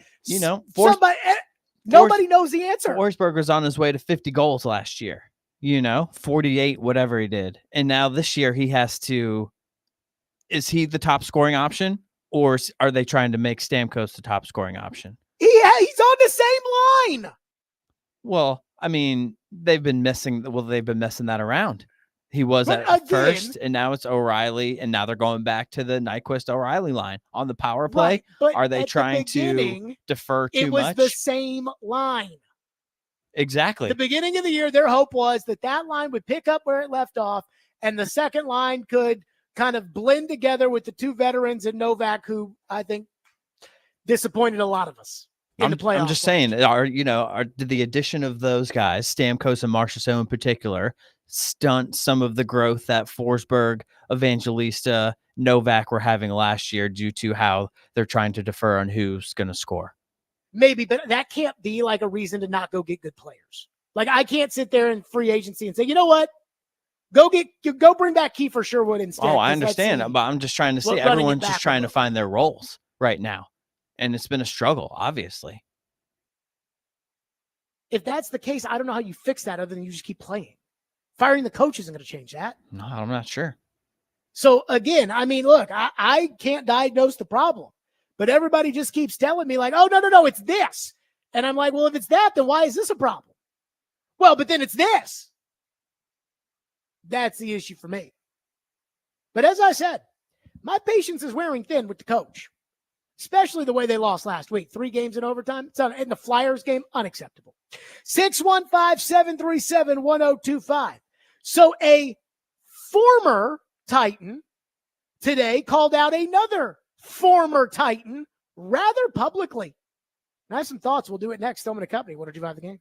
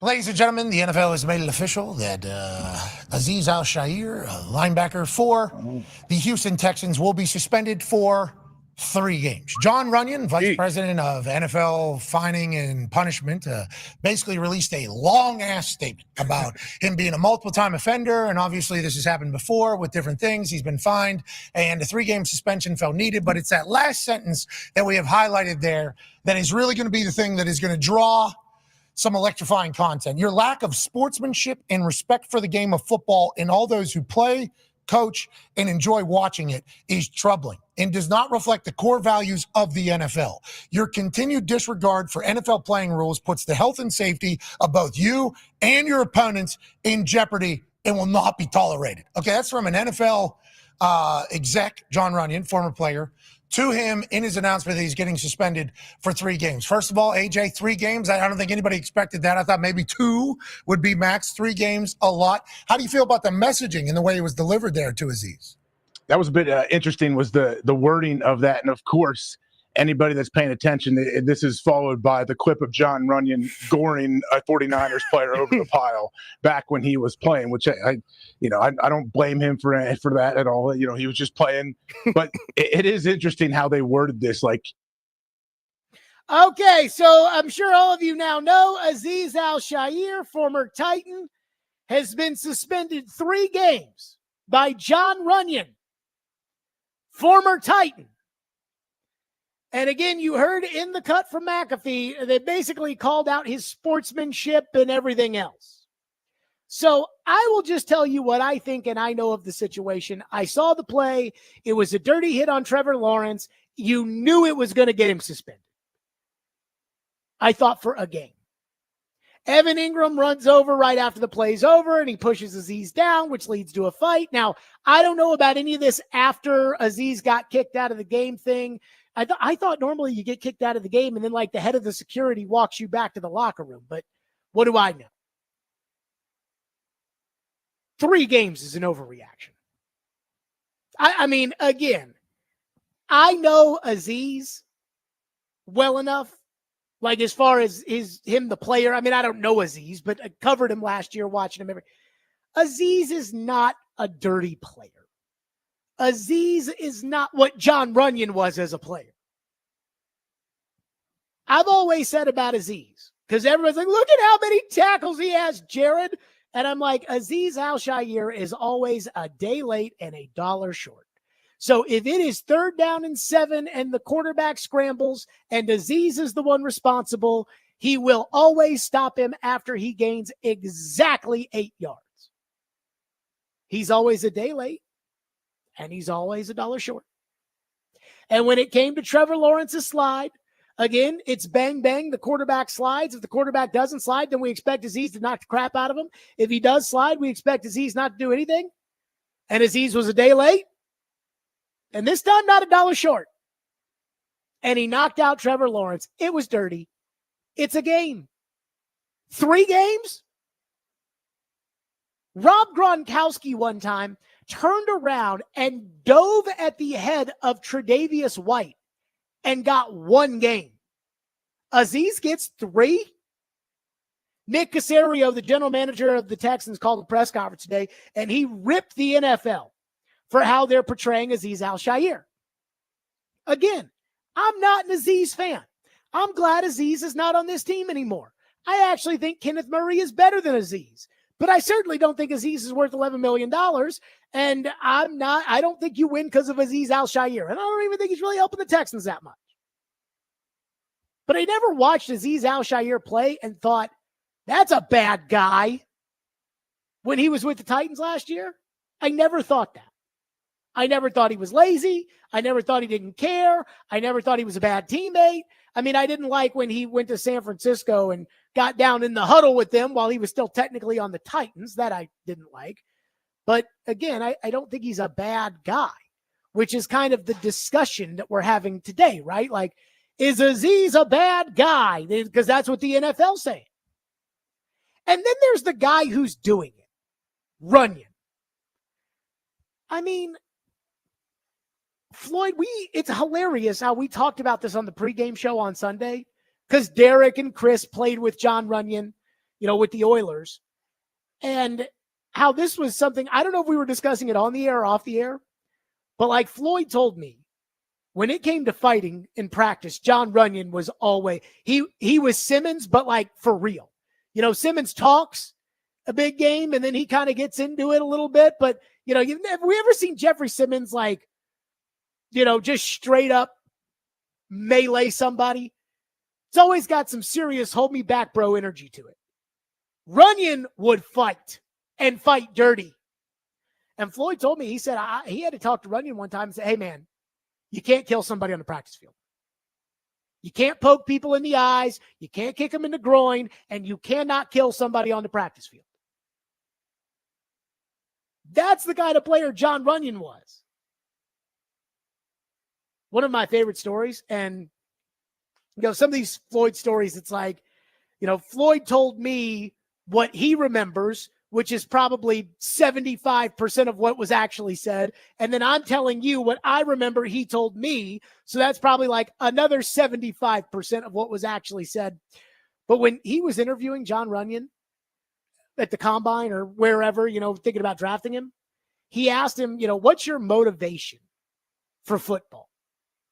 And apparently John Runyon said something along the lines of, my dad works at a Ford plant in Michigan and had been there for 19 years and 10 months. And you get your full retirement package at 20 years. And 19 years and 10 months into it, he got laid off. That's my motivation for football. And Floyd was like, pick him. Because he's got that inside of him. And you're going to say that about Aziz? When again, I watch Aziz. Aziz is not a dirty player. And yet he gets 3 games. And I also think it's hard when Trevor Lawrence slides at the last second for you to say, okay, stop right there. Don't hit him. He should have gotten 1. 3's too much for me. 615-737-1025, which is our phone number, 615-737-1025. So I like Brian Callahan. I think he's a great guy. But there's one serious question that I'm starting to wonder if he has it in him to be a good coach. And I don't know if he does. I'll explain what that is, and we'll do it next. Stillman and Company, 102.5 The Game.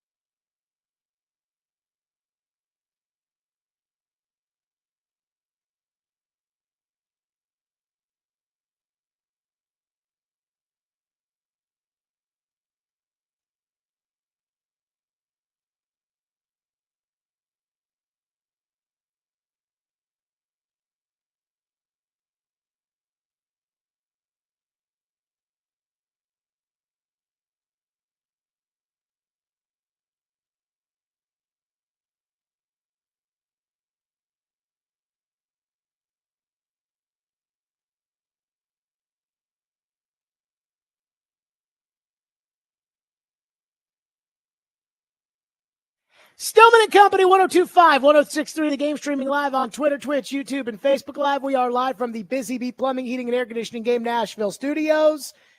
And there's something about Brian Callahan that I can't shake that I want us to discuss. And let me say this from the very jump. I like Brian Callahan. He's a good man. I want him to be successful. And I think that he has done a good job the second half of the year calling the offense, given what he's been handed and probably some lessons he's learned along the way. He's not just terrible. He's not horrible, this, that, at least not yet. But there's something I can't get over with him. You know, Caroline Fenton and I've known each other now for, gosh, really, it feels like 3 years, but it's really 4 because the first year's like year 0, I guess. And Caroline Fenton's mama is somebody I'm going to bring up because I find her to be incredibly insightful. When she found out I was having a kid, she texted me and just congratulated me and said, "Oh, you're going to love being a parent. You're going to be such a great parent. It's the best thing in the world." If you knew Caroline's parents, Caroline is like a complete mix of her parents. Her dad is like the single biggest sports fan and UT football fan. Not that Caroline's a huge UT fan because she went to LSU. But, I mean, her dad knows more crap about random stuff in sport than I do. And that's saying something. Because he's got like a real job and a real life. I don't have any of that.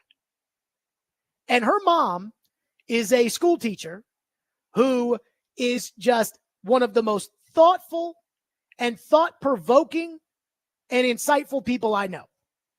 And Caroline's like a perfect mixture of the two.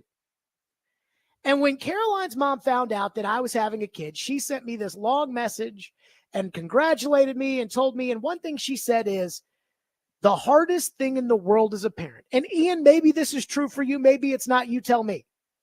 She said, the hardest thing in the world for a parent is you want to do everything you can.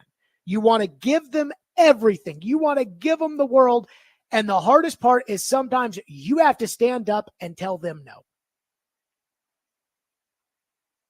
Again, I don't know if that's the hardest part of being a parent or not, but she said that to me about 5 months ago, and it stuck with me. It's got to be up there. Yeah. I wonder if Brian Callahan has that in him as a coach.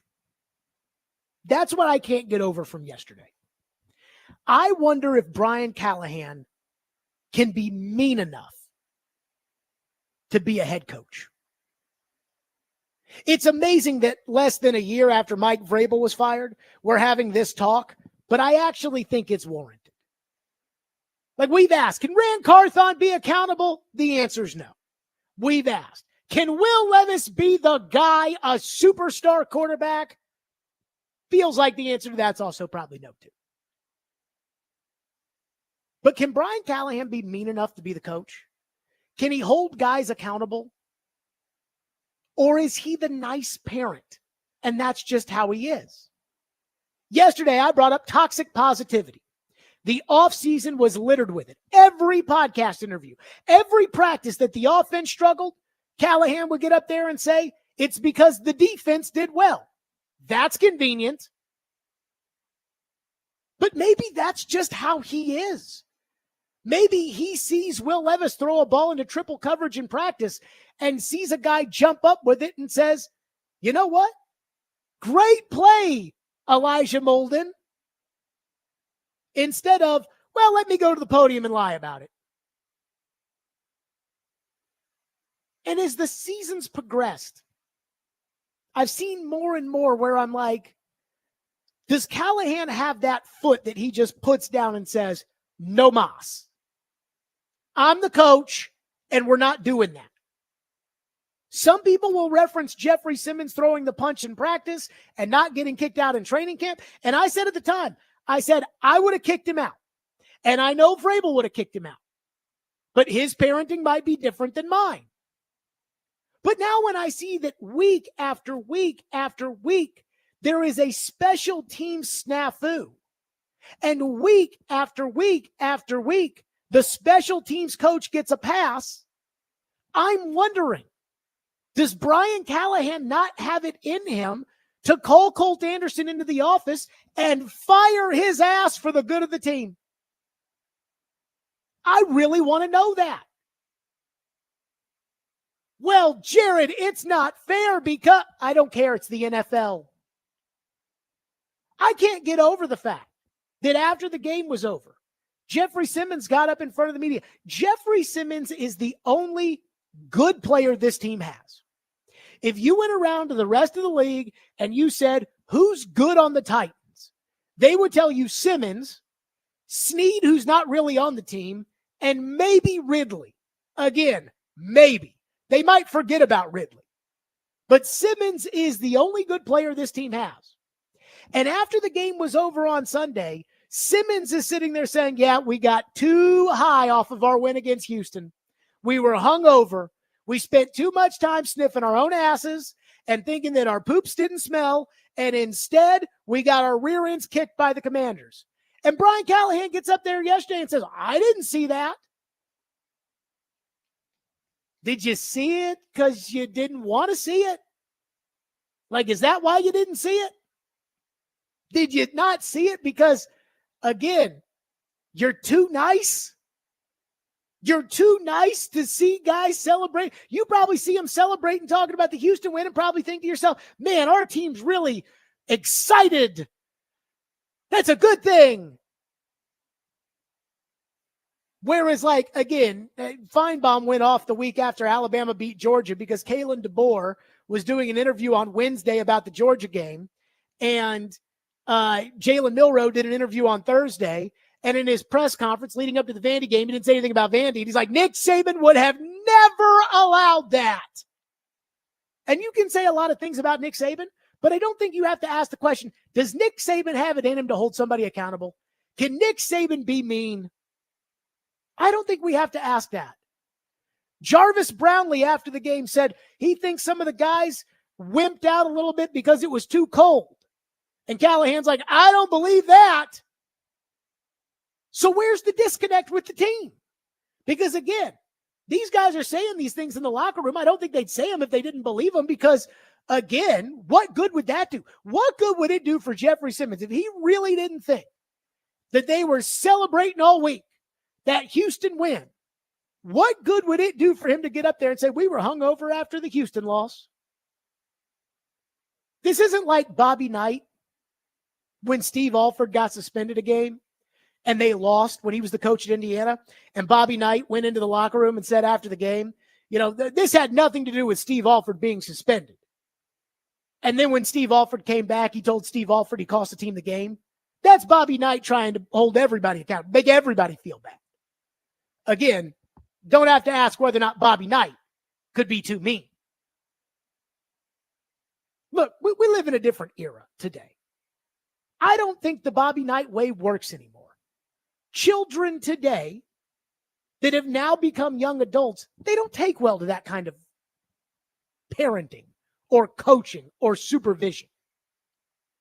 The mean boss, you do what your boss tells you to do no matter what, that doesn't exist anymore.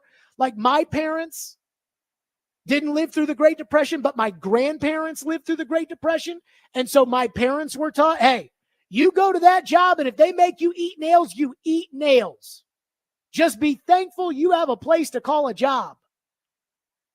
But that's not really how we do these things anymore in our society. So I get it. But again, I'm just wondering, like, does he have it in him to be mean? You want to give your players the world. You want to make every excuse for them. You want to pump them up. You want all these things. But at the same time, you need them to get it right on Sunday, or else everybody loses, including you. You want to give your special teams coach, because you hired him, you believed in him, you want to give him every opportunity. But at some point, it's hurting the team. And I know people will say, no, Jared, you don't see behind closed doors Brian Callahan. He gets in that ass. But I just don't see it. And so I'm not saying he is too nice. I'm wondering, is he too nice? And I think it's a discussion that has to be had. 615-737-1025 here on the program. We'll get to your phones. Plus, boy, I tell you, you think special teams are bad. You should see how they put it so eloquently at ESPN.com. We'll do that next. Stillman and Company, 1025 The Game.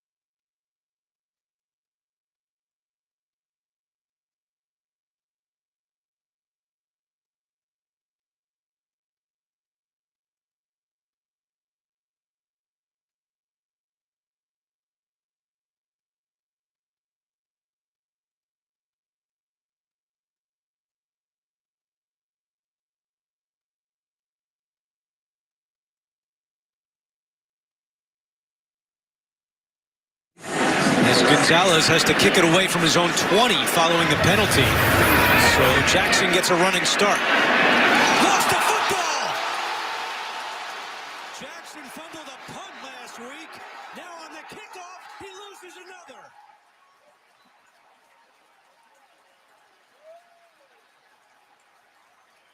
And this nightmare continues for the Tennessee Titans. Boy, I'll tell you, I really thought that was going to be the nail in the coffin for Colt Anderson. And yet here we are. I mean, he's still the special teams coach. He'll be meeting with the media on Thursday. So Bill Barnwell has an article out at ESPN.com where he talks about which coaches should be on the hot seat and asks about Gerard Mayo and a couple of other guys. And Brian Callahan was on the list, and I was stunned because they usually think most of the national guys are like, oh, Titans, move on. But Bill Barnwell puts it so eloquently when talking about the Titans special teams after yet another debacle last week. Quote, "This is nothing new for Callahan's team, which has endured a series of special teams disasters all season. Among the highlights, in week 1, the Titans had a punt block for a touchdown and allowed a 67-yard kickoff return in a 24-17 loss to the Bears." Ian, I don't even remember that kickoff return. I think I might. Yeah, I think I do. Again, the block punt's what let him back in the game. Yeah, but it set him up. Chicago, the momentum, and then you automatically give up another kickoff return. It's been piling on. Yeah. I mean, again, if they don't get that punt blocked, you win the Chicago game. Like, I know Levis flicked the ball, but if that doesn't happen, you win. Number 2, Barnwell says, the following week, the Jets managed to block a punt with 4 rushers against 7 blockers, setting up a short field and field goal for the Jets in another 24-17 defeat. In week 3, Jeffrey Simmons was flagged for holding on a 4th and 4 field goal attempt that went wide right, handing the Packers a first down. Green Bay scored a touchdown 2 plays later, and Tennessee lost 30-14. Playing the Lions in week 8. And by the way, this doesn't include the fact that they didn't know the rules against the Dolphins a week later. Playing the Lions in week 8. They allowed a 72-yard kickoff return, a 64-yard punt return, and a 90-yard punt return for a touchdown. They also fumbled on a return, and this graded out as the second worst performance by any special teams unit in a single game since 1979. And in last week's dramatic 32-27 win over the Texans, Barnwell writes, the Titans allowed an 80-yard kickoff return on the opening play of the game, committed an illegal blindside block on a punt return, and muffed a fourth-quarter punt from Tommy Townsend to give the ball back to Houston. And yet, when it comes to all of that, and you guys know as well as I do, there was the not getting lined up on the punt return against the kickoff return to start the game against the Patriots and all the other stuff. The question has to be asked, what is Brian Callahan going to do about it? And it feels like the answer is nothing. And to me, I think that's a problem. Phone line driven by WilsonCountyHyundai.com. Alex from Franklin says, Jared, the reason Brian Callahan and Rand Carthon don't hold players accountable, particularly like Jeffrey Simmons, is they are afraid of splitting the locker room and they don't want to get fired like John Robinson after the A.J. Brown trade. John Robinson didn't lose the locker room. John Robinson lost the fan base. He didn't lose the locker room. That team started off 7-3. That team didn't quit because they traded A.J. Brown. He lost the fan base when A.J. spanked the goalpost. There's a difference between the two. But I don't think that's why Carthon and Callahan don't hold people accountable. John in Hendersonville says, I think Callahan is too nice of a guy to be a head coach. He will say things that are unacceptable, but what does that mean? No action is ever taken. Plus, him calling plays takes away from coaching other facets of the game. And also, if Levis doesn't improve his footwork, he'll never be QB1. We'll get to the Levis thing later. I'm worried he's too nice of a guy. I don't think that he's talking about Brian Callahan. I don't think calling the plays takes him away from the game too much, though I do think it has led to some decisions to go for it that I don't like. But I do believe that calling the plays, I think he's actually done a pretty good job once he learned what he had at quarterback. I think he's actually done a pretty good job calling the games. This idea that they could coach up PT, that was an offseason snafu that was totally unacceptable. But that wasn't once he learned, once he got on the job. I actually think the play calling's been okay. But I do wonder, can he be mean? Can he hold guys accountable? Does feel These like players, they play for him. Does feel like there's been some growing pains, There's just the definitely been some adjustment. growing pains. Yeah, but it's not like we've seen anything like a Nathaniel Hackett situation in Denver, or yeah, but they don't have those kind of personalities here. No, I know, but just like crazy decisions, like bad decision making. No Staley situation with the Chargers or anything like that. I don't know, man. That Packers going for it, calling timeout, that one was pretty bad. Well, maybe. I don't know. Maybe, but it wasn't as bad as some of the others that we've seen. I'm not worried about the coaching. I'm worried about the accountability aspect of it. It would be like, again, I use the parenting example, which I don't know anything about, but it would be like, I'm not worried about whether or not you can provide for your child. You've got a good job, you make money, but I am a little worried about whether or not you're actually there emotionally to support your child, if that makes any sense. One texter says, I'd say Vrabel didn't enjoy listening to you while he was here, but I'd say he loves listening to your show now. I don't think Vrabel listens to my show now. I do wonder if Vrabel listened to the show when he coached. I assume he did. Saw him on the sideline last night. Oh, yeah. I noticed. So he made the trip. He was there. I saw him out there. Because remember, he said in the offseason that he wasn't traveling on game days. So I guess he's traveling now. I saw him on there. Wes and Hermitage says, Callahan says that's inexcusable a lot, but what's really inexcusable is saying things that are inexcusable and then excusing them. He needs to find something different to say. I agree with that. Okay, Trevor Maddich joins us next on the program. And I do wonder, speaking of Vrabel, if Trevor thinks that Mike Vrabel and Ohio State has some real juice to it, or if Ryan Day's the coach no matter what. We'll do that next with Trevor, Stillman and Company, 102.5 The Game.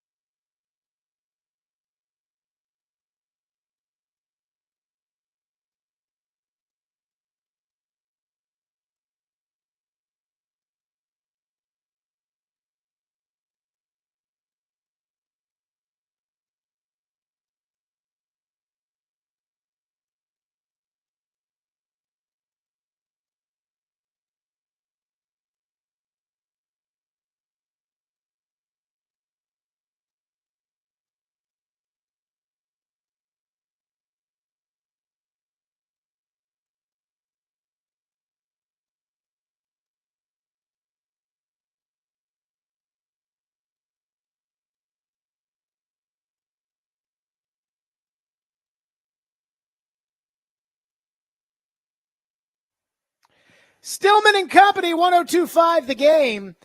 So I keep waiting for some more drama and gossip surrounding Ryan Day when it comes to the Ohio State University. You know, Chris Sanders usually shows up to the award-winning pregame show 30 minutes before we go on air, 45 minutes before we go on air. Chris Sanders showed up to Twin Peaks in Cool Springs 1 minute, Ian, 1 minute to airtime on Sunday. Okay. And I said to Derek, I said, I bet Chris is too afraid to show up because of what happened to Ohio State against Michigan yesterday.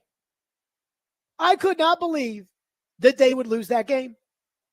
But as I was watching it, there was a part of me that said, boy, I bet you Mike Vrabel is watching this game, even though Ohio State's his school. Mike Vrabel's got to be watching this game right now.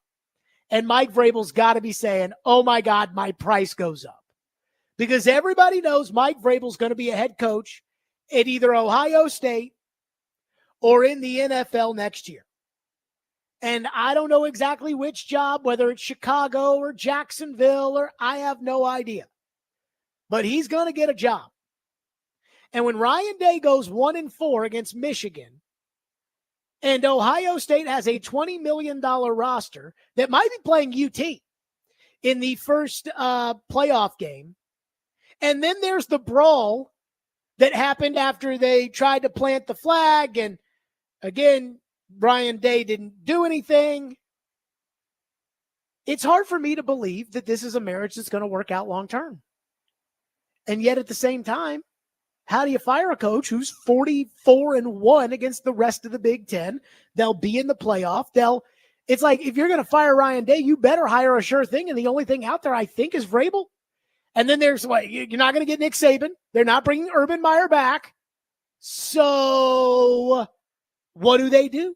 Trevor Maddox joins us now, presented by Houston Clinic Orthopedics, when experience matters. Trevor, let's start with Ohio State. I know the AD said Ryan Day is fine, but of course the AD is going to say that. We saw Kentucky basketball. John Calipari, he did a sit-down with Mitch Barnhart after they got beat in the NCAA tournament, and 3 weeks later, he's coaching Arkansas. So, is Ryan Day going to be the coach next season at Ohio State? Jared, I think he will be. I think he should be.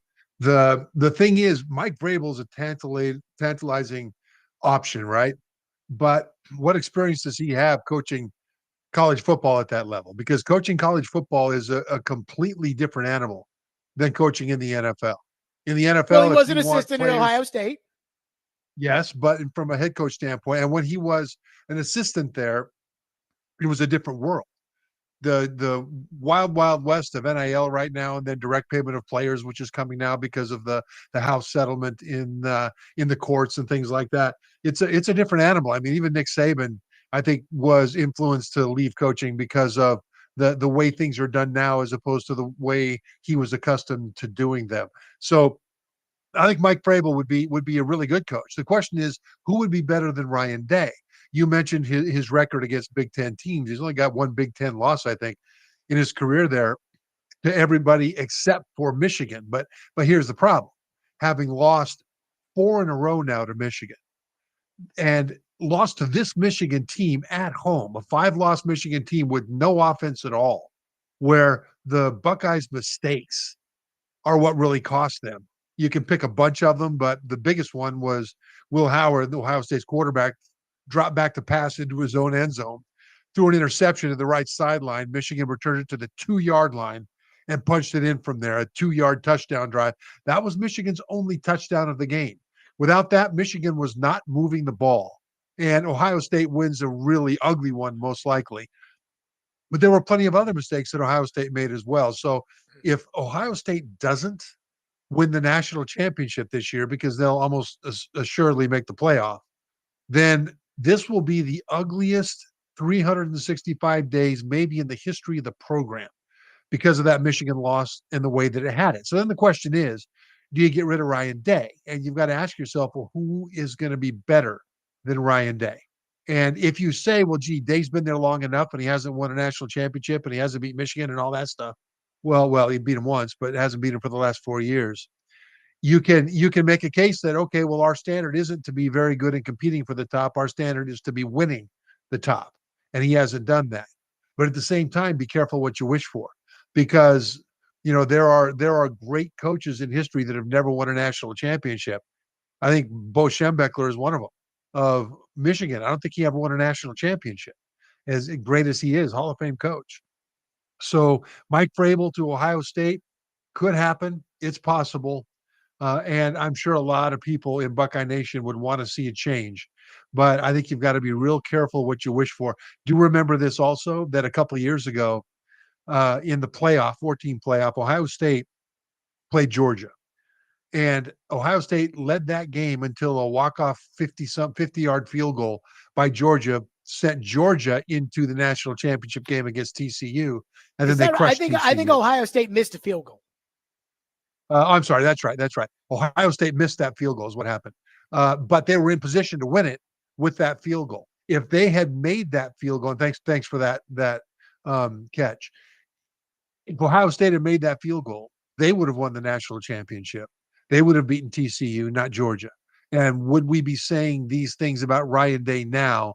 And if the difference is a made or a missed field goal in a playoff game a couple of years ago, then what are we actually talking about? I think the body of work for Ryan Day is very good.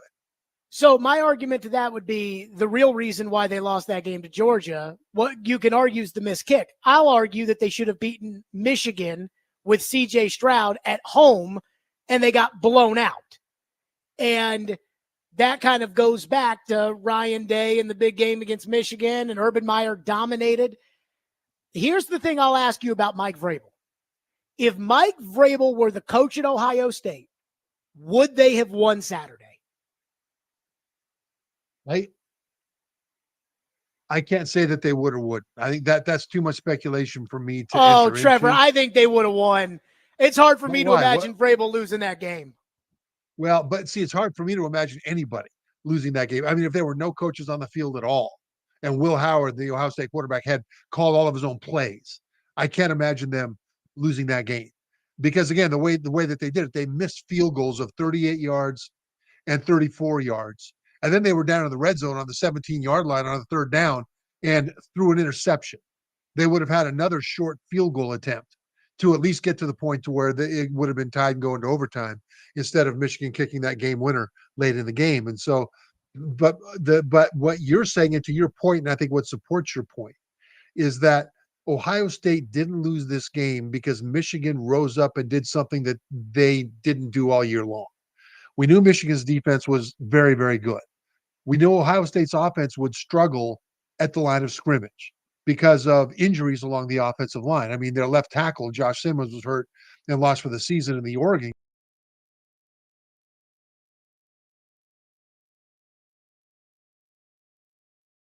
game a couple of weeks ago. And they've had to mix and match guys on the offensive line ever since, and they haven't performed very well ever since in terms of their effectiveness. So we expected Ohio State to struggle to score. What I didn't expect was that Ohio State would play like the Tennessee Titans did against the Commanders and just make mistake after mistake after mistake, especially on offense and special teams, that cost them this game. And so I don't know that I can say that Michigan beat them. I can say with a certainty that Ohio State contributed mightily to their own loss. And wasn't that on what the coach? Supports your argument about Vrabel is that Tennessee Titans under Vrabel very rarely beat themselves. There were times when they weren't good enough, but I didn't see them out there making buckets of mistakes. Speaking of that, Trevor, the Vols, I mean, I got so excited about the chaos that I thought may happen. When Vandy returned the opening kickoff, Dylan Sampson fumbled, Vandy scored 14-0. And before halftime, Tennessee had taken command of the game. And I thought for Nico, who I had been very critical of, I thought that was a shut the haters up kind of game. And really pointed at me. You know, again, I was right, part of the group. Did Tennessee, because we saw Ohio State lost. We saw Texas A&M lose. We've seen Ole Miss lose lately. We've seen a lot of teams that have been beaten by subpar opponents. Tennessee did not fall to Vandy. We saw Clemson lose to South Carolina.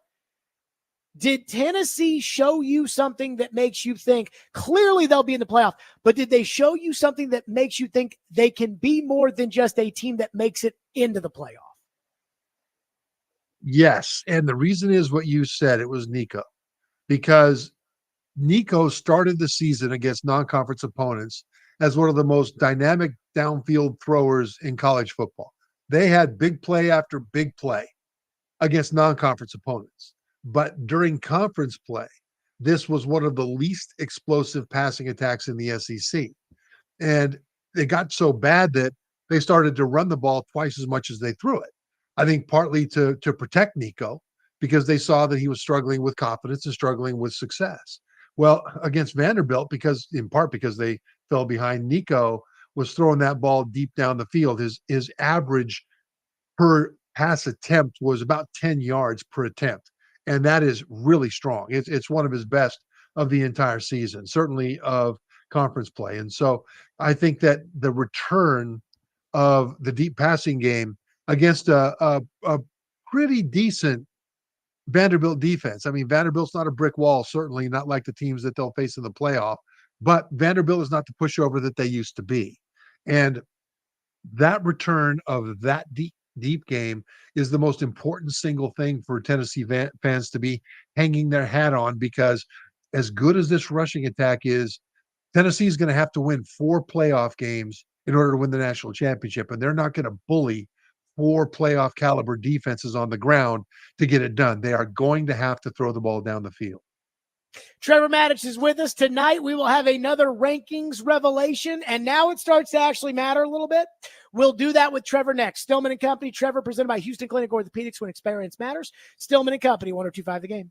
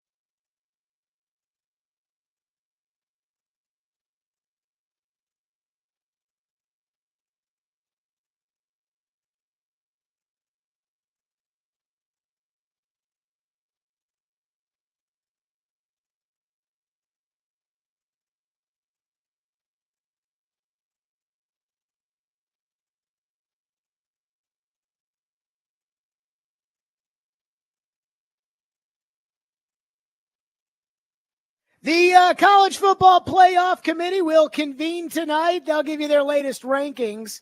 And I have the Athletics 12-team bracket, their projection in front of me. And again, I get to pick theirs because they have a picture. Everybody else has like a website. Read all that. I don't, just tell me who. They have Oregon 1, Texas 2, SMU 3, Boise State 4. No surprise there. Georgia at 8 would play Tennessee at 9, and Ohio State at 7 would play Indiana at 10. Boo! I want Ohio State in Neyland Stadium. But more importantly, I think Tennessee should be ahead of Ohio State. Trevor Maddich is with us, presented by Houston Clinic Orthopedics, when experience matters. So, Trev, I'm not going to ask you what the committee's going to do because you have no way of knowing what they're going to do. But how can Ohio State be ranked higher than Tennessee and Georgia, given the fact that the Big Ten, not that good this year? They lost to Oregon. They lost to Michigan. And yet the Athletics still thinks they'll be at 7, and they'll be playing Indiana, a game we saw 2 weeks ago. Yeah, I think that Ohio State should be ahead of Tennessee. So I think you and I might see that a bit differently. The reason is based off of who they play. Tennessee has got that big win over Alabama, and that is a big win, right? Alabama was ranked 13th last week. They'll be higher this week by the committee. But Ohio State, when you look at their schedule, they've got 2 wins over top 10 teams that are currently top 10. That's Indiana and Penn State. And so I think that those 2 wins trump the 1 win that Tennessee has. And even though you look at good wins, you look at bad losses, I think at this point, the committee needs to look at who you beat, who you better than, and also how you playing now. And so, the Ohio State loss to Michigan is a real bad check mark for them in terms of how they're playing now. But at the same time, Tennessee lost to Arkansas, and Arkansas is no great shakes either. And so I think when you look at who they beat, you got 1 real top quality win for Tennessee, and you've got 2 for Ohio State. And you also need to remember that Penn State game was at Penn State. Indiana was in Columbus. And so that's the reason I think the committee will put the Buckeyes ahead of Tennessee. They say they won't want repeat matchups, but if you were on the committee, would you be lobbying against Georgia, Tennessee 8-9 and Ohio State, Indiana 7-10? I would like to see differences in conferences. That'll take care of itself, but I'd love to see the intersectional play. But the committee, I don't think should worry about what the matchups are. I think they should just rank the teams and then let the seedings happen as they will and let those teams play. I mean, Ohio State, Indiana, I'd love to see the rematch, but not right now. Right now, I'd like to see those teams face other teams from different conferences. And so I'm not really crazy about that. From a standpoint of Tennessee and Georgia, I don't think they played, right? And so they did. Georgia won. Well, that's right. Yeah. Tennessee beat them. You're right. Yeah. Or excuse me, I'm sorry. Georgia beat them. They beat them good too. They beat them by a couple touchdowns. And so, yeah, I would rather not see those rematches in the first round necessarily, but the committee should not be thinking that way. And if they are, they're thinking wrong. So in the Athletics 12-team bracket, their prediction, they have Alabama at 11, and they have Ole Miss and South Carolina on the bubble. I saw Lane Kiffin kind of put out his argument for why Ole Miss should be in. Trevor, you're on the committee. Who's in? South Carolina, Ole Miss, or Alabama? I am putting in Alabama and South Carolina's out to me of those 3 just because South Carolina lost to both Alabama and Ole Miss. And so Alabama and Ole Miss are the ones that I am I've got on the bubble there. And the thing about Ole Miss is that they beat Georgia like Alabama did. They beat South Carolina like Alabama did. So now you got to ask yourself, which is the better team? And that's a tough one. If you go with the bad loss, because a lot of people are looking at that, the bad loss for Ole Miss was at home against Kentucky. The loss at Florida, not a good loss, but that was a resurgent Florida team on the road. And then when you look at Alabama's bad loss, it was at Oklahoma, and that was a horrible, terrible, very bad, horrific loss. And I still think if I just look at which team is better able to perform at a high level in the playoff, I would say that team is Ole Miss right now. And if I had to pick Ole Miss between Ole Miss and Alabama, I would take Ole Miss. I like their offense better from a consistency standpoint. I like their defense better from a consistency standpoint. And so both teams have flaws, but give me Ole Miss over Alabama if those are the two that I'm choosing between. South Carolina's out because they lost to both of those teams. How does Clemson affect all of this? They'll play SMU in the ACC title game, and Georgia beat them and South Carolina beat them. And if Clemson were to win, they would claim one of the 4 spots of the top 4. So how would that affect the entire bracket in your thought? And does Clemson have a shot to beat SMU on Saturday?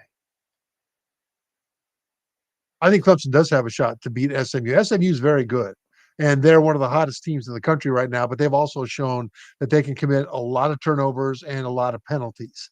And when you're playing a really solid team playing at a high level, which I expect Clemson to be doing, then I think that means that the game is up in the air. Clemson can definitely win that game. The last ranking for Clemson last week was number 12. Now they'll most likely drop. The question is how far. But the thing is, if they drop out of the top 12, remember that if they're one of the top 5 highest ranked conference champions, even if they are ranked outside the top 12, they still get up into the 12 team bracket. So Clemson could drop out of the top 12 and then win the ACC, still not be in the top 12, but make the 12 team bracket because they're guaranteed a spot as one of the top 5 highest ranked conference champions. So that would mess things up because then teams that are ranked 11 and 12 in that range that think that the ranking is going to be good enough to get them into the 12 team bracket are going to get bounced out by a team that's ranked below them. That's a problem. Another problem is that you've got the Big 12 champion that's going to be doing the very same thing. Coming into this week, the highest ranked Big 12 team was Arizona State at 16. They're playing Iowa State in the Big 12 championship game, ranked number 18. That's last week. They'll both move up probably, but probably not into the top 12. One of those teams will also get up and bounce a non-champion out of the top 12. And so those two things happening, if Clemson is able to win the ACC championship, and whoever wins the Big 12 is going to bounce some teams out. That could be Indiana, could be bounced out of there. SMU might get bounced out if they lose the conference championship game. Things are really, really interesting when you look at the way the brackets versus seeding go here, and the fact that especially the Big 12 and the possibility of Clemson winning their conference championship and getting up into the 12-team bracket will cause problems. Yep. Trevor Maddich, as always, presented by Houston Clinic Orthopedics, when experience matters. We look forward to it, Trev, and we will talk next week. Thanks, Jared. Yep, Trevor Maddich on the program. And again, I just don't want to see any. I don't want Georgia, Tennessee, and I don't want Indiana, Ohio State. Mix them up, however you want to do it. I think Ohio State should have to go to Neyland Stadium. That's just what I think. Okay, Barry Trotz joins us next, and we got some talking we got to do. We'll do it next. Stillman Company 102.5 The Game.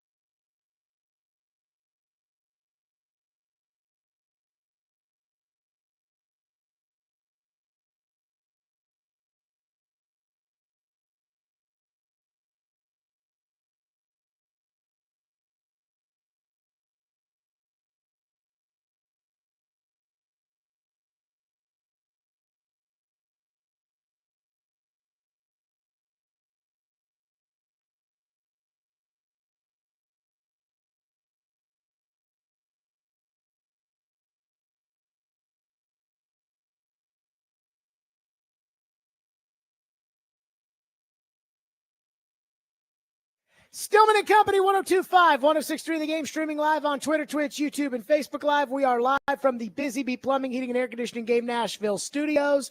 We are set to be joined by Predators general manager Barry Trotz as the Predators are in Toronto, where they will play tomorrow. And I got to say, these used to be really fun because Barry Trotz is a good guy. He's very transparent, but they used to win. And that used to make it a lot more fun.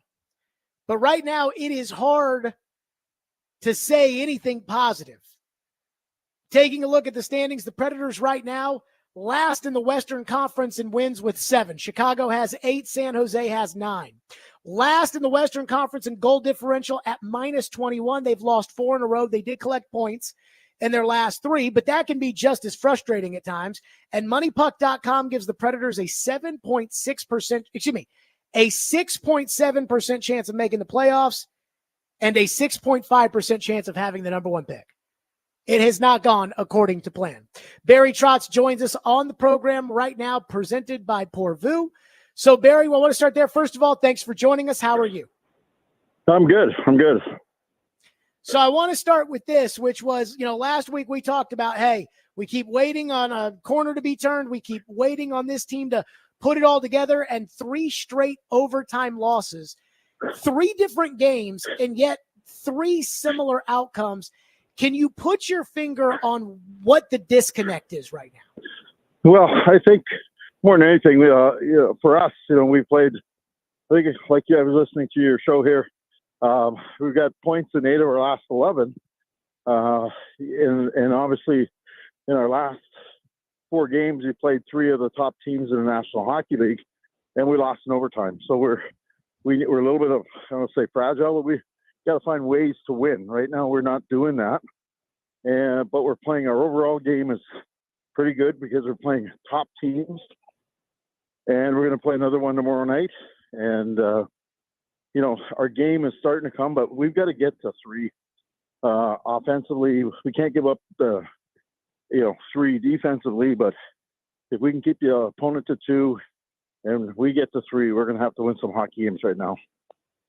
So we talked at length last week about the coach. And I'm just going to tell you, when I tweeted out this morning that you'd be on the show at 5 o'clock, people were responding saying, ask him about the coach. Where's the accountability? What I'm going to ask you is not, are you changing the coach? Because you defended Andrew Burnett staunchly last week. But what I will say is, what I will ask is, what is it that makes you sure that he's part of the solution to this? Well, I think when I hired him, I said, I don't know how it's going to go. I said, I don't know if it's going to be a retool, rebuild, it's going to be a something. But I do know this. I want to play faster. I want to play a little different style that allows guys like Roman Josi not to get hit as much. For the most part, he's done that. Now, our team probably hasn't met expectations, and I said it's going to take a while.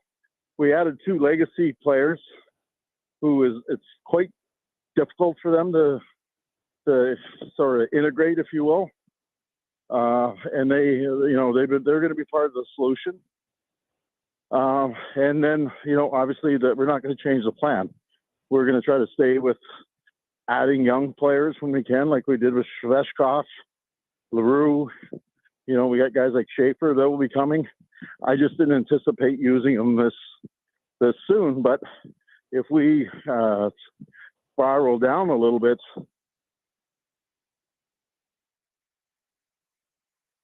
Oh, did we lose Barry? Oh, and he was going to say something good too. Saying, hey, if they spiral down a little bit, then what? And I do kind of want to know the answer to that. As far as if this team, hey, they call up these guys. Barry's back with us again, presented by Pourvu. So, Barry, you were talking about bringing up the young guys, Svechkov and Schaefer and others. Yeah, I think that's been part of the plan. Maybe not at this point, but at the same time, it is what it is. We've got to get going. We've got to collect some points, and we've got to go see if we can get back in the race here. So, I think we got till Christmas to find out if we're fully can get ourselves back within punching distance. If not, then you're probably going to see more and more of the young guys in. So, Barry, to that point, about the offseason that you had with Brady Shea and Stamkos and Marchessault. And I mean, I loved it. I mean, I didn't think these guys were washed up. I thought these guys were good players. I didn't. Do you look back on that and think there may have been a different approach, or are you still pleased with the plan that you set in place and executed? Well, I think, free agency gets you free players. You don't have to give up assets. It's cash, but it's in cap space.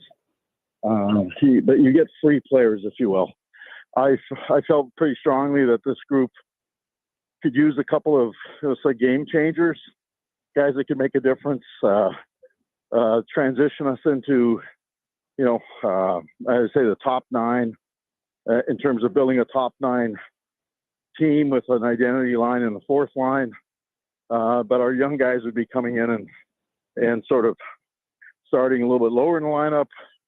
In my vision, I would have 2 veterans and a young guy, and then next year you have another young guy with a guy who's the second year and an older guy, and transition out that way. So, we're trying to do that a little bit, but at the same time, Andrew's trying to get us back into the playoff mix. And so he's doing what he thinks he needs to do to get as many points, collect points every night if we can. But we're going to need everybody. I mean, a lot of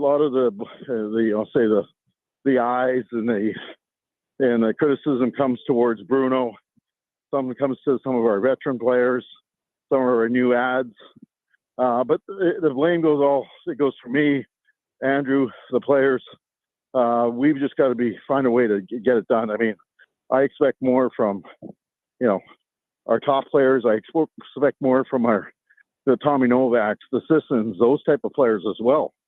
So it's on everybody. And if we can get, 3/4 of our lineup really starting to go in the right direction, we can be a lot better team. I mean, that's obvious to not only me, but to a lot of people, but we have to do it.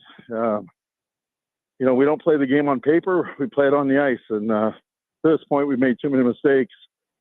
Haven't had enough guys going, and therefore we find ourselves, 6 or 7 points out of a playoff position. But if you can rattle off 2 or 3 wins here, you can start climbing up. So, this group, I still believe in it, that it can find a way, but they'll have to prove it. What do you make of some of the bench minor penalties? The one that was a killer the other night against Philadelphia, or you have the one that start the game against Seattle, and that one didn't bite you in the butt like the one against Philly did. But those are the ones that when I'm thinking about, hey, this team's in a funk, they're trying to get out of it, and they get too many men with 2:13 or whatever left in the game up a goal. I do wonder, you've coached behind the bench. What do you attribute that to? How do you get that stuff fixed first?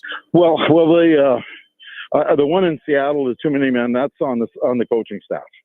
They have checks and balances between the head coach and the assistants and the video coaches.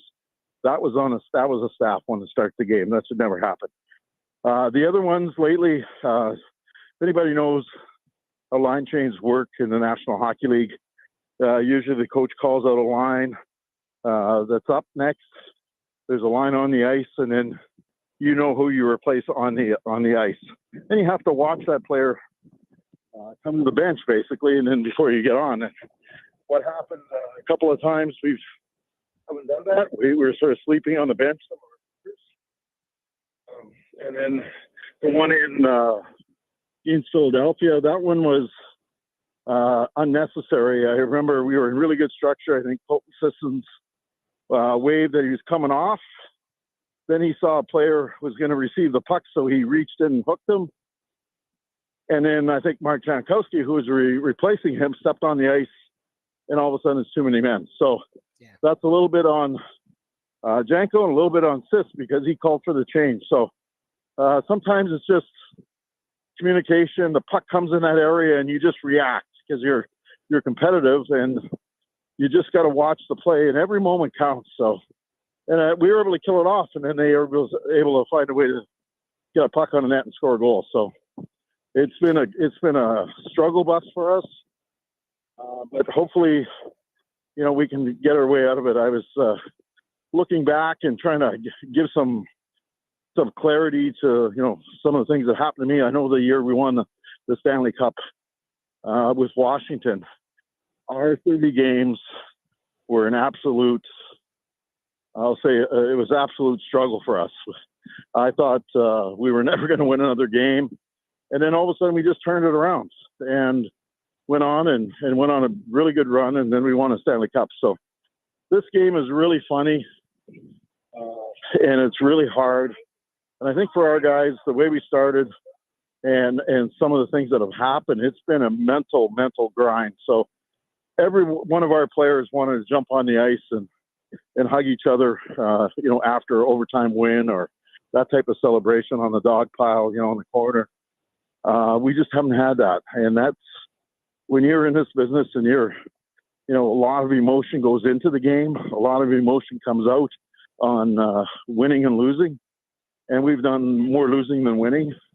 It really, it takes a lot of your mental capacity and your mental strength to fight through that. So hopefully we can.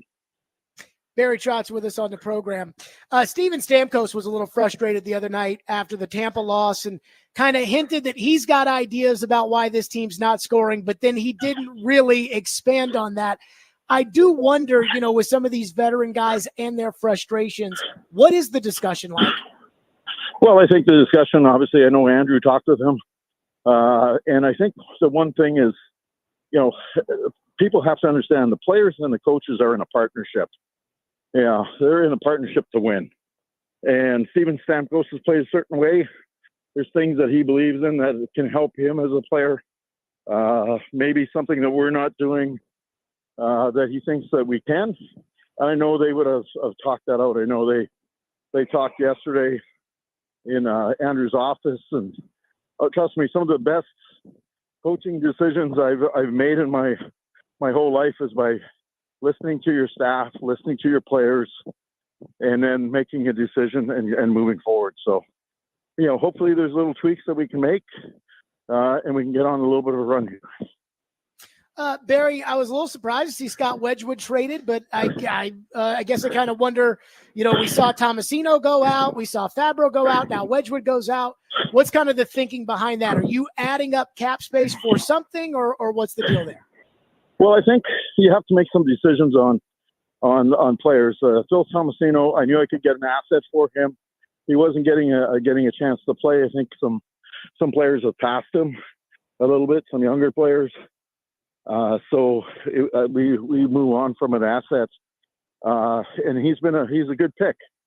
I mean, he was a late pick that played 150 games in the National Hockey League, but he wasn't getting enough reps, enough time, and I think the asset had to be moved. And with Fabro, just same thing. I think we felt that guys like Willsby. Hopefully, Spencer Stastny's back in the mix a little bit here. That, Fab's being I'll say in that 6-7 spot, we felt that we could move that asset. We were obviously okay if he went down on waivers. And when you put anybody on waivers, you know that there's a chance you could lose them. We lost them, so we did get some cap space. So we felt that with Spencer Stastny, he's now back in Milwaukee. That'll be a replacement for our depth. Yeah, and on the Wedgwood front. On the Wedgwood front, that was simple. Plain and simple. It was a 32-year-old goaltender versus a 24-year-old goaltender. Bigger profile. Noonan last year, I tried to get him from Colorado in a Trenton deal, and our scouts have been high on him for the last couple of years. So there was an opportunity to get a goalie that's 8 years younger. I went ahead and did that. Barry Trotz, as always, joining us, presented by Pourvu. Barry, great stuff. Good luck this week in Toronto and the rest of Canada as well, and we'll talk next week. All right, thank you. Yep, Barry Trotz, presented by Pourvu. And a reminder that be ready when the puck drops in Smashville with your drink of choice in hand, with 10,000 square feet of wines, spirits, and over 1,500 domestic import and craft beers, and a massive array of ready-to-drink cocktails. Port Vu, Indian Lake Boulevard in Hendersonville, just off Vietnam Veterans Parkway at exit 7. And again, for your Christmas parties, think of Port Vu. Okay, I got to say, somebody in the YouTube chat, put new ownership is waterboarding. I can't not laugh at that. I almost busted out laughing while he was talking. But okay, Barry said a couple things there. He says he's not changing the coach, says the coach is part of the solution. He also said, I didn't know if Stamkos was taking a crack at a player or if he was taking a crack at a coach. It makes it sound like they think that he was taking a crack at a coach, and he and Andrew Burnett got together and tried to work that out. And Barry says they're going to give it till Christmas, and then you'll see more of the young players. How do you feel about it? 615-737-1025. We'll react next. Stillman and Company, 1025 The Game.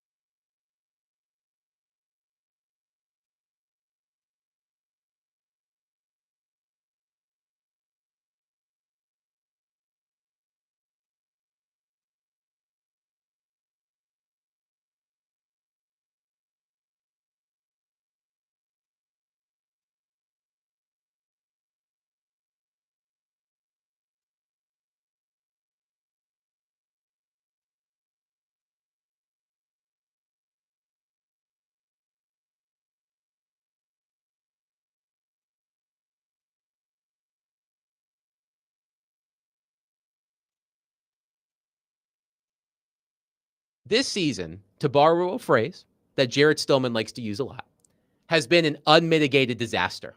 And there really is nothing else. If this organization is trying to get these players' attention, that what you're doing is not good enough, there really is only one quote unquote simple thing they can do. And that's to make a coaching change. And we played the clip for me from a month ago. And for me, that loss to the Flyers last week, that sort of set me over the edge. They controlled that game and they blow it. They give up the tying goal with 12 seconds left and lose in overtime. And then part of me was like, well, let's see how they respond. Then they lost the next game in overtime 3-2 and the following game in overtime 3-2. So I just think that where this team is going, they expected to compete for the playoffs. They expected to be in the running for the Stanley Cup. And instead, as I said, they have roughly the same odds of having the best odds in the NHL draft lottery than they do making the playoffs. And that's why at this point, if I were in charge, Derek, listeners, I would make a coaching change. Okay, that was Vingan today saying he would make the change. I said to Barry Trotz, I'm not going to ask you about the coach because I asked you about the coach last week, but why the support? And he said he's a good young coach. And he said he's giving them, the players, until Christmas to get it figured out, and then you will see more young players if they don't. They have 10 games between now and Christmas. It's kind of crazy. How many games, Ian, realistically, do you think they need to win? You said it was 10 games? 10 games. 8?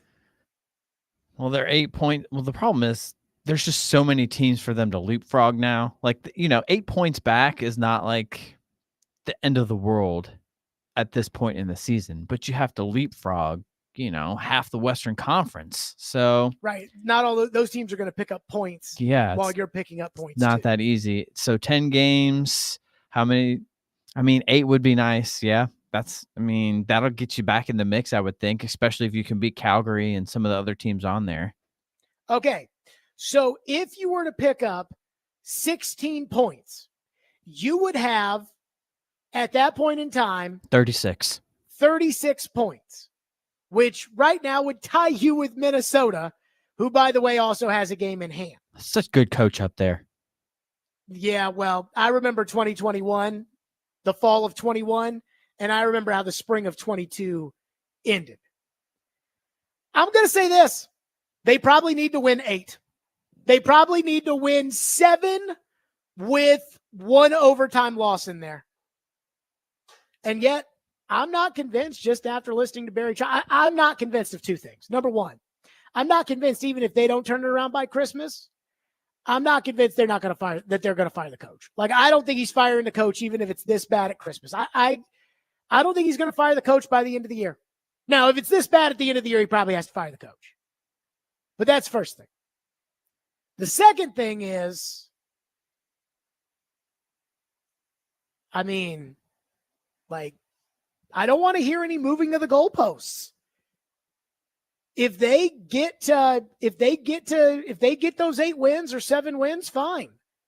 But if not, I'm sorry, but at some point you have to admit it's a lost season. I'm not ready to admit it yet either. But we have to put our foot down at some point. And the third thing, I said there were 2 things, there are 3. The third thing, and I know there are a lot of you that want to fire the coach.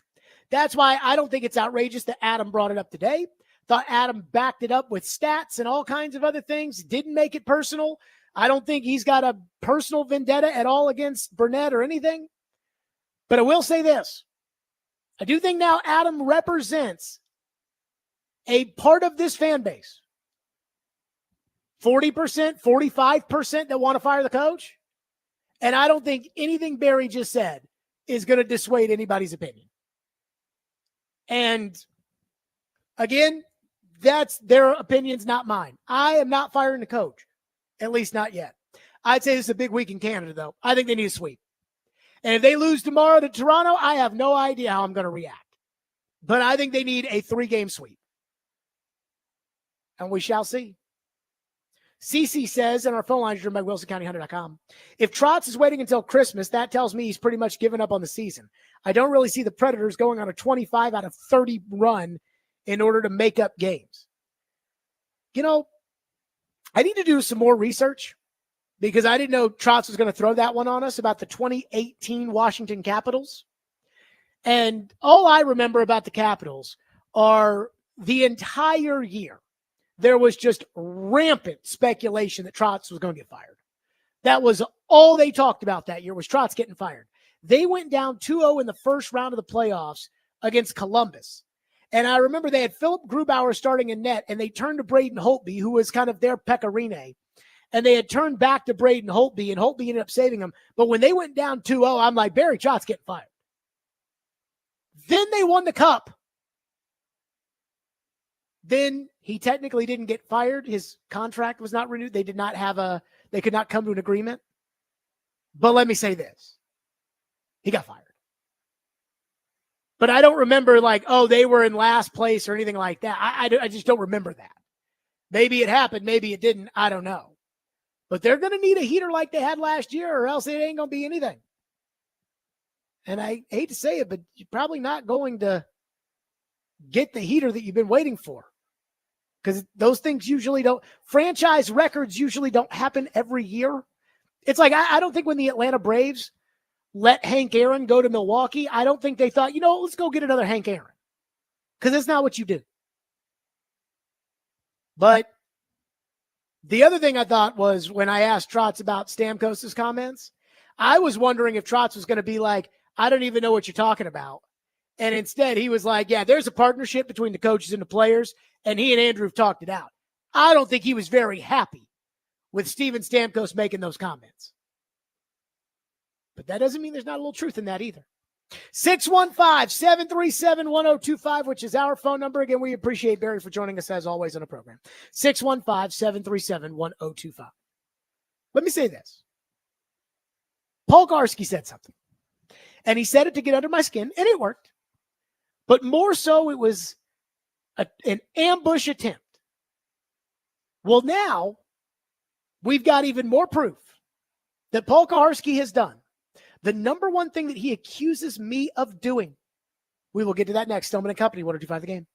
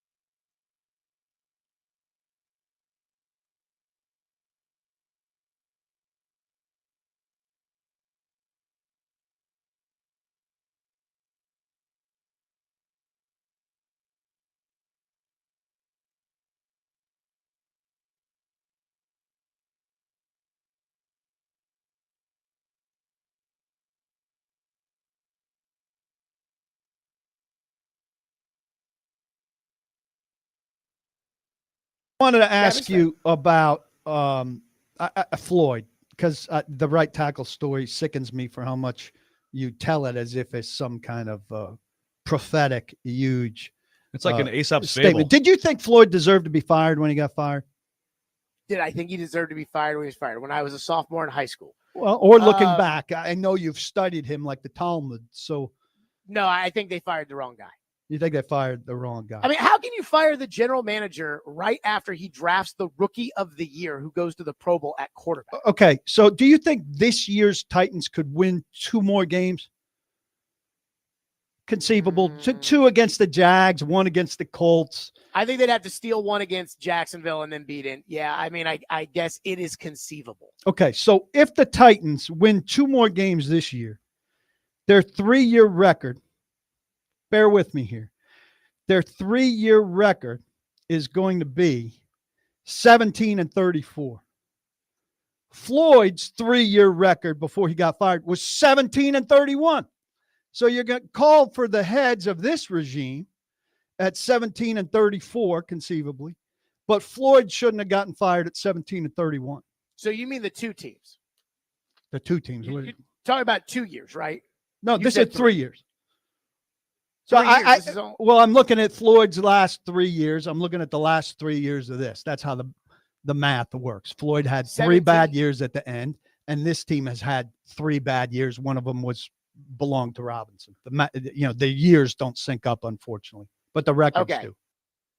Okay, so that was a couple weeks ago. Ian, how many weeks? 2, 3 weeks ago? It says the 15th of November. Okay.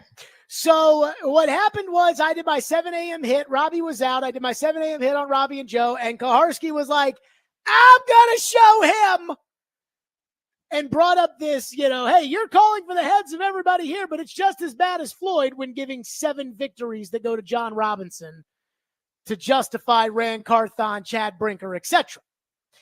And and we debunked that when it happened. I mean, we had Corey on that day. I said, Corey, what'd you think about Paul's take that Floyd was as bad at the end as general manager as Rand Carthon? And even Corey wouldn't touch that. He's like, I got too much respect for Floyd to get into that. But again, Paul knew what he was doing. He was going to try to ambush me to make me say that Floyd was bad or that Rand was good. And I got it. And I'm not going to go there because I don't believe that. But what's hilarious is one of Paul's biggest criticisms of me, which is honestly of all the criticism that I may have, that I may take, is the one that bothers me the most. It is Jared Stillman says things he doesn't believe, because that's not true. It may be crazy, some of the things that come out of my mouth that you hear. But trust me, if I think it, I said it. I don't say things I don't think. I'm not ready to fire Andrew Burnett, but I'm getting close. That's what I think. But people say this all the time, and I think it comes from a place of, ignorance or maybe sometimes jealousy. But they say Jared Stillman says things he doesn't believe. Most of the time I brush it off. Paul should know better, because I'll argue with him any day of the week. So over the weekend, Paul Kaharski put out at paulkaharski.com a 25th anniversary Titans team. 3 quarterbacks, 3 running backs, 1 fullback, 4 receivers, 2 tight ends, blah, blah, blah. All the way down. And I read through the list. You know me, I'm a big Titans buff. So anything like this, I'll read and I'll see Nate Washington is a top 25 all team. I don't know if I buy that.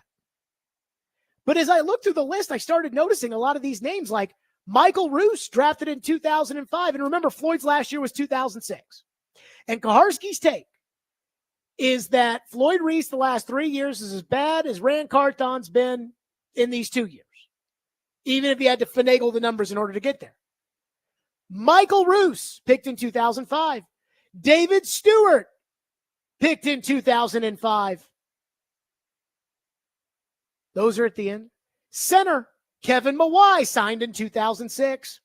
Defensive end, Kyle Vandenbosch, 2005. Linebacker, David Thornton, signed in 2006. Cortland Finnegan, drafted in 2006. Chris Hope, signed in 2006. Kicker, Rob Baronis, 2005. Of the entire list that Paul had, almost 20%, 17% of the list, Roos, Stewart, Mawai, Baronis, Thornton, Hope, Finnegan, and Vandenbosch, all selected or signed by Floyd Reese in the last 3 years. That's not only to go over the fact that most of this list is all Floyd Reese players. Steve McNair, Floyd Reese. Running backs, Eddie George, Floyd Reese. Fullback, Lorenzo Neal, Floyd Reese. The receiver position, which Paul goes, hey, can't do anything with the receivers. Derek Mason was drafted by Floyd Reese. Drew Bennett. They have 4 receivers, A.J. Brown, Derek Mason, Nate Washington, Drew Bennett. Drew Bennett signed as an undrafted free agent by Floyd Reese. Frank Wycheck claimed off of waivers by Floyd Reese. The whole list is a Floyd Reese list with some John Robinson sprinkled in there. But again, the thing that bothers me is not the fact that I'm sitting here telling you Floyd was a good general manager. You know Floyd was a good general manager. Paul knows Floyd was a good general manager. What bothers me, and the reason I'm saying this today is because he'll be on the morning show at 8 o'clock, and so he can defend himself if he wants. But Paul Koharski is so worked up in either trying to pick a fight with me or trying to artificially pump up Rand Carthon by degrading the end of Floyd Reese. And he doesn't even believe it. You can't believe it when you have that many players on your own personal top 25 team that all came at the end, which you said was so bad, unless you think what Rand Carthon's doing is good. And I know he doesn't think that. So I do not ever want to hear, ever again, 2 things I never want to hear. Number 1, I never want to hear any comparison about anything that is going on right now with the Tennessee Titans with Floyd Reese's tenure, unless you want to talk about that first year when Bud Adams dismantled the team after 1993 and they had Cody Carlson at quarterback and they stunk. And then they turned around and drafted Steve McNair. And the next year they drafted Eddie George. So I think they had an idea of what they were doing. But I don't ever want to hear any comparison to Floyd Reese until they start doing things like Floyd Reese, until they start getting right tackles, until they start drafting all pros in the 7th round and rookies of the year and pro bowlers. And until they start doing that, I don't want to hear any comparison of what Rand Carthon's doing now to Floyd Reese. It is disrespectful. And number 2, I don't ever want to hear Jared Stillman doesn't believe what he says. Because sometimes I'll be in the middle of a Jared versus Joe argument and I will know that I am going to lose.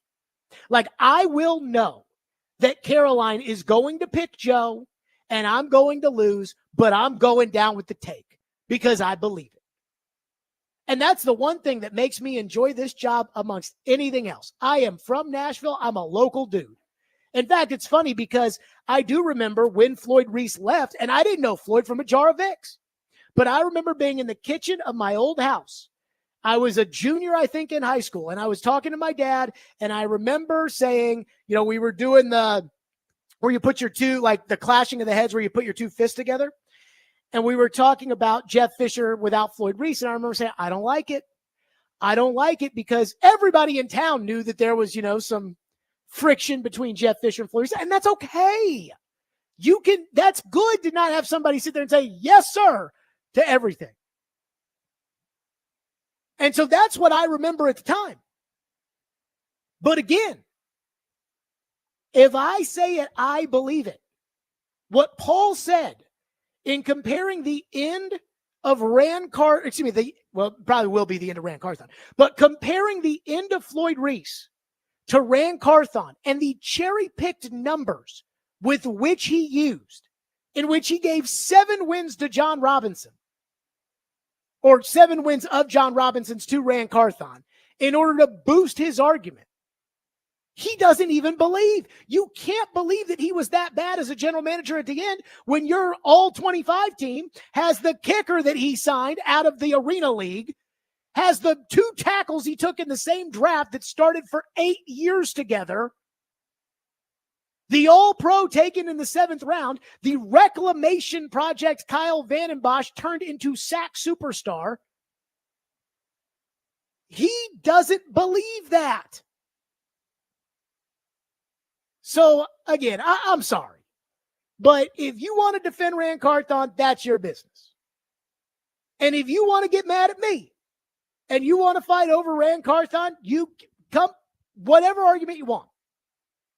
But don't say something so inherently disingenuous that is honestly, and again, I know, like, I joke with Paul a lot. I like Paul. I don't know if Paul really likes me or not. I don't, whatever. I like Paul fine. But it's beneath him.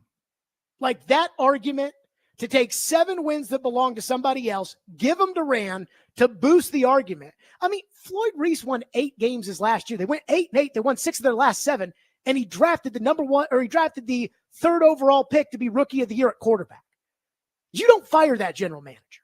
Bud Adams did. And Bud Adams paid for it. Because the Titans, after the 2 teams that Floyd built the following years made the playoffs, Bud Adams never saw another Titan playoff game again in his life because he chose Jeff Fisher over Floyd Reese. But again, going back to Paul, for somebody that brags about having a Columbia degree, for somebody who, and I'll give Paul credit, because in these press conferences with these coaches, he will call them out on their BS. That is beneath him. To take 7 John Robinson wins, give them to Rand Carthon to prop up Rand or to knock down Floyd, and then a week, 2 weeks later, whatever, to put out your top 25 team or your 25th anniversary team, whatever you want to call it, and have 20%, 17, 18% of the list be guys that were picked in the last 3 years of Floyd Reese? It's ridiculous. There's no way he believes that. And that's beneath him. So when I read that list, I think I read it like Saturday night, and I just looked at it on my phone, and I did the math. I counted. I'm like, okay, so that's like 18 total. And then because I'm like, how many of these guys are from them when, again, Paul was saying, oh, he was so bad. It's like the tweet Paul sent out where he's like, well, yeah, he was good at getting the tackles, but he didn't get anybody good for the quarterback to throw the ball to. I'm like, well, he got 2 of your top 4 of all time. And apparently the quarterback won the MVP throwing the ball to those guys, so I guess it wasn't that bad. 615-737-1025. One texter says PK's argument was insanely stupid. Just because the records were similar doesn't mean the causes of the problems are the same. Smooth brain take from PK. Again, I don't think it is like a bad – it's a bad take. But I don't think it's an honest take. It's a disingenuous one. He was trying to find something to prop up Rand or put down Floyd to make me defend it. And then he puts out his 25th anniversary team that pretty much all Floyd Reese players anyways. Dre says, get him, Jared. Paul comparing Rand to Floyd really pissed me off a couple weeks ago. I do wonder how many people heard that and said, like, dude, I don't like Jared Stillman either, but that's that's redonkulous. 615-737-1025, which is our phone number, Stillman and Company, 1025 The Game.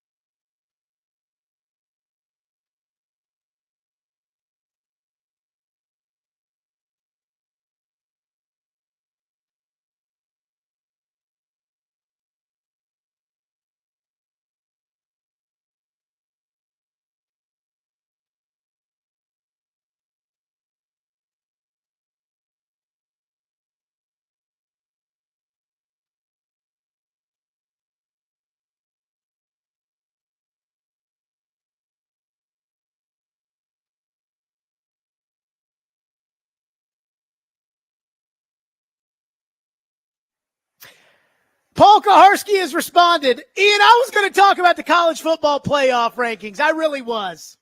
Mm-hmm. But 26 seconds ago on Twitter, PK responded to, again, my claim saying, Paul Kaharski said that Floyd Reese at the end was as bad as Rand Carthon has been now. His 25th anniversary team had almost 20% of players acquired by Floyd Reese in his last 3 seasons as GM.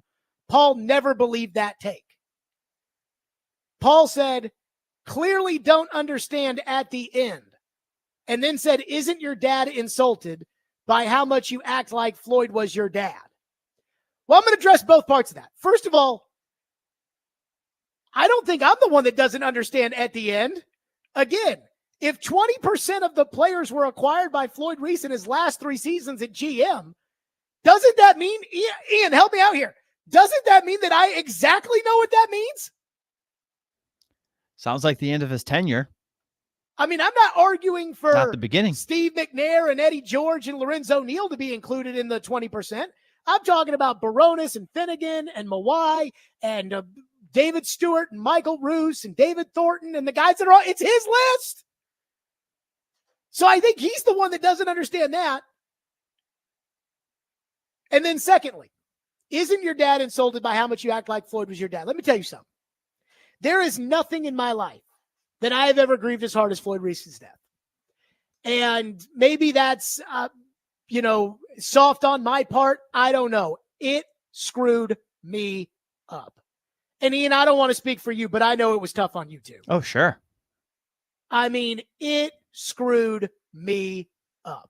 My biggest takeaway when he died was I don't know how police officers that are partners, because that's what we were. We were partners and we spent 5 hours a day together. And I said, I do not know how police officers can be in the line of duty with another police officer, have that police officer tragically get shot, and then get back out on the road as a cop. I don't know how they can do it because I'm not sure I could handle that. But I asked my mom after Floyd passed away, because he said, isn't your dad? But what? I'll just tell you this. I asked my mom we were talking about Floyd one time after he died. And my mom said to me, she said, as a parent, you really have no control over who influences your child. She said, it's as simple as that. They're going to do what they want to do. They're going to hang around who they want to hang around. And whoever influences them, that's their choice. And you can try your best to have them be influenced by certain people one way or another, but there's no real way to control it. And my mom said the one thing that I always knew was with you being influenced by Floyd, you were never going to be taken down a road that as a parent was going to scare me. And that meant a lot to me. And so, again, when you say how do your parents, my parents loved Floyd. My parents were crushed when Floyd died. I don't think my parents, at any point, I don't think my parents regret the amount of time I spent with Floyd or the things I learned from him or any of that. I remember my dad and I were in the hospital a couple months ago right before the season, and the doctor was like, Jared, are we going to be any good? And he's prodding my leg where I got an infection in the Bahamas. And I look at my dad and I'm like, well, you know the right tackle story. I said, you know what it is. Floyd wasn't making that up. I mean, that's a real thing. My dad's like, yep, yes, sir. So I don't think my dad has a problem with it. But maybe, hey, who knows? By the way, tonight the college football playoff rankings will come out. The committee's going to do something stupid. And again, they will change their minds arbitrarily for no reason between now and next week when it really matters. But be prepared to be outraged. And when you get outraged, shrug it off and say, Jared said this was going to happen. That's it for us. Preds Insiders up next. Stillman and Company. We'll see everybody tomorrow at 2.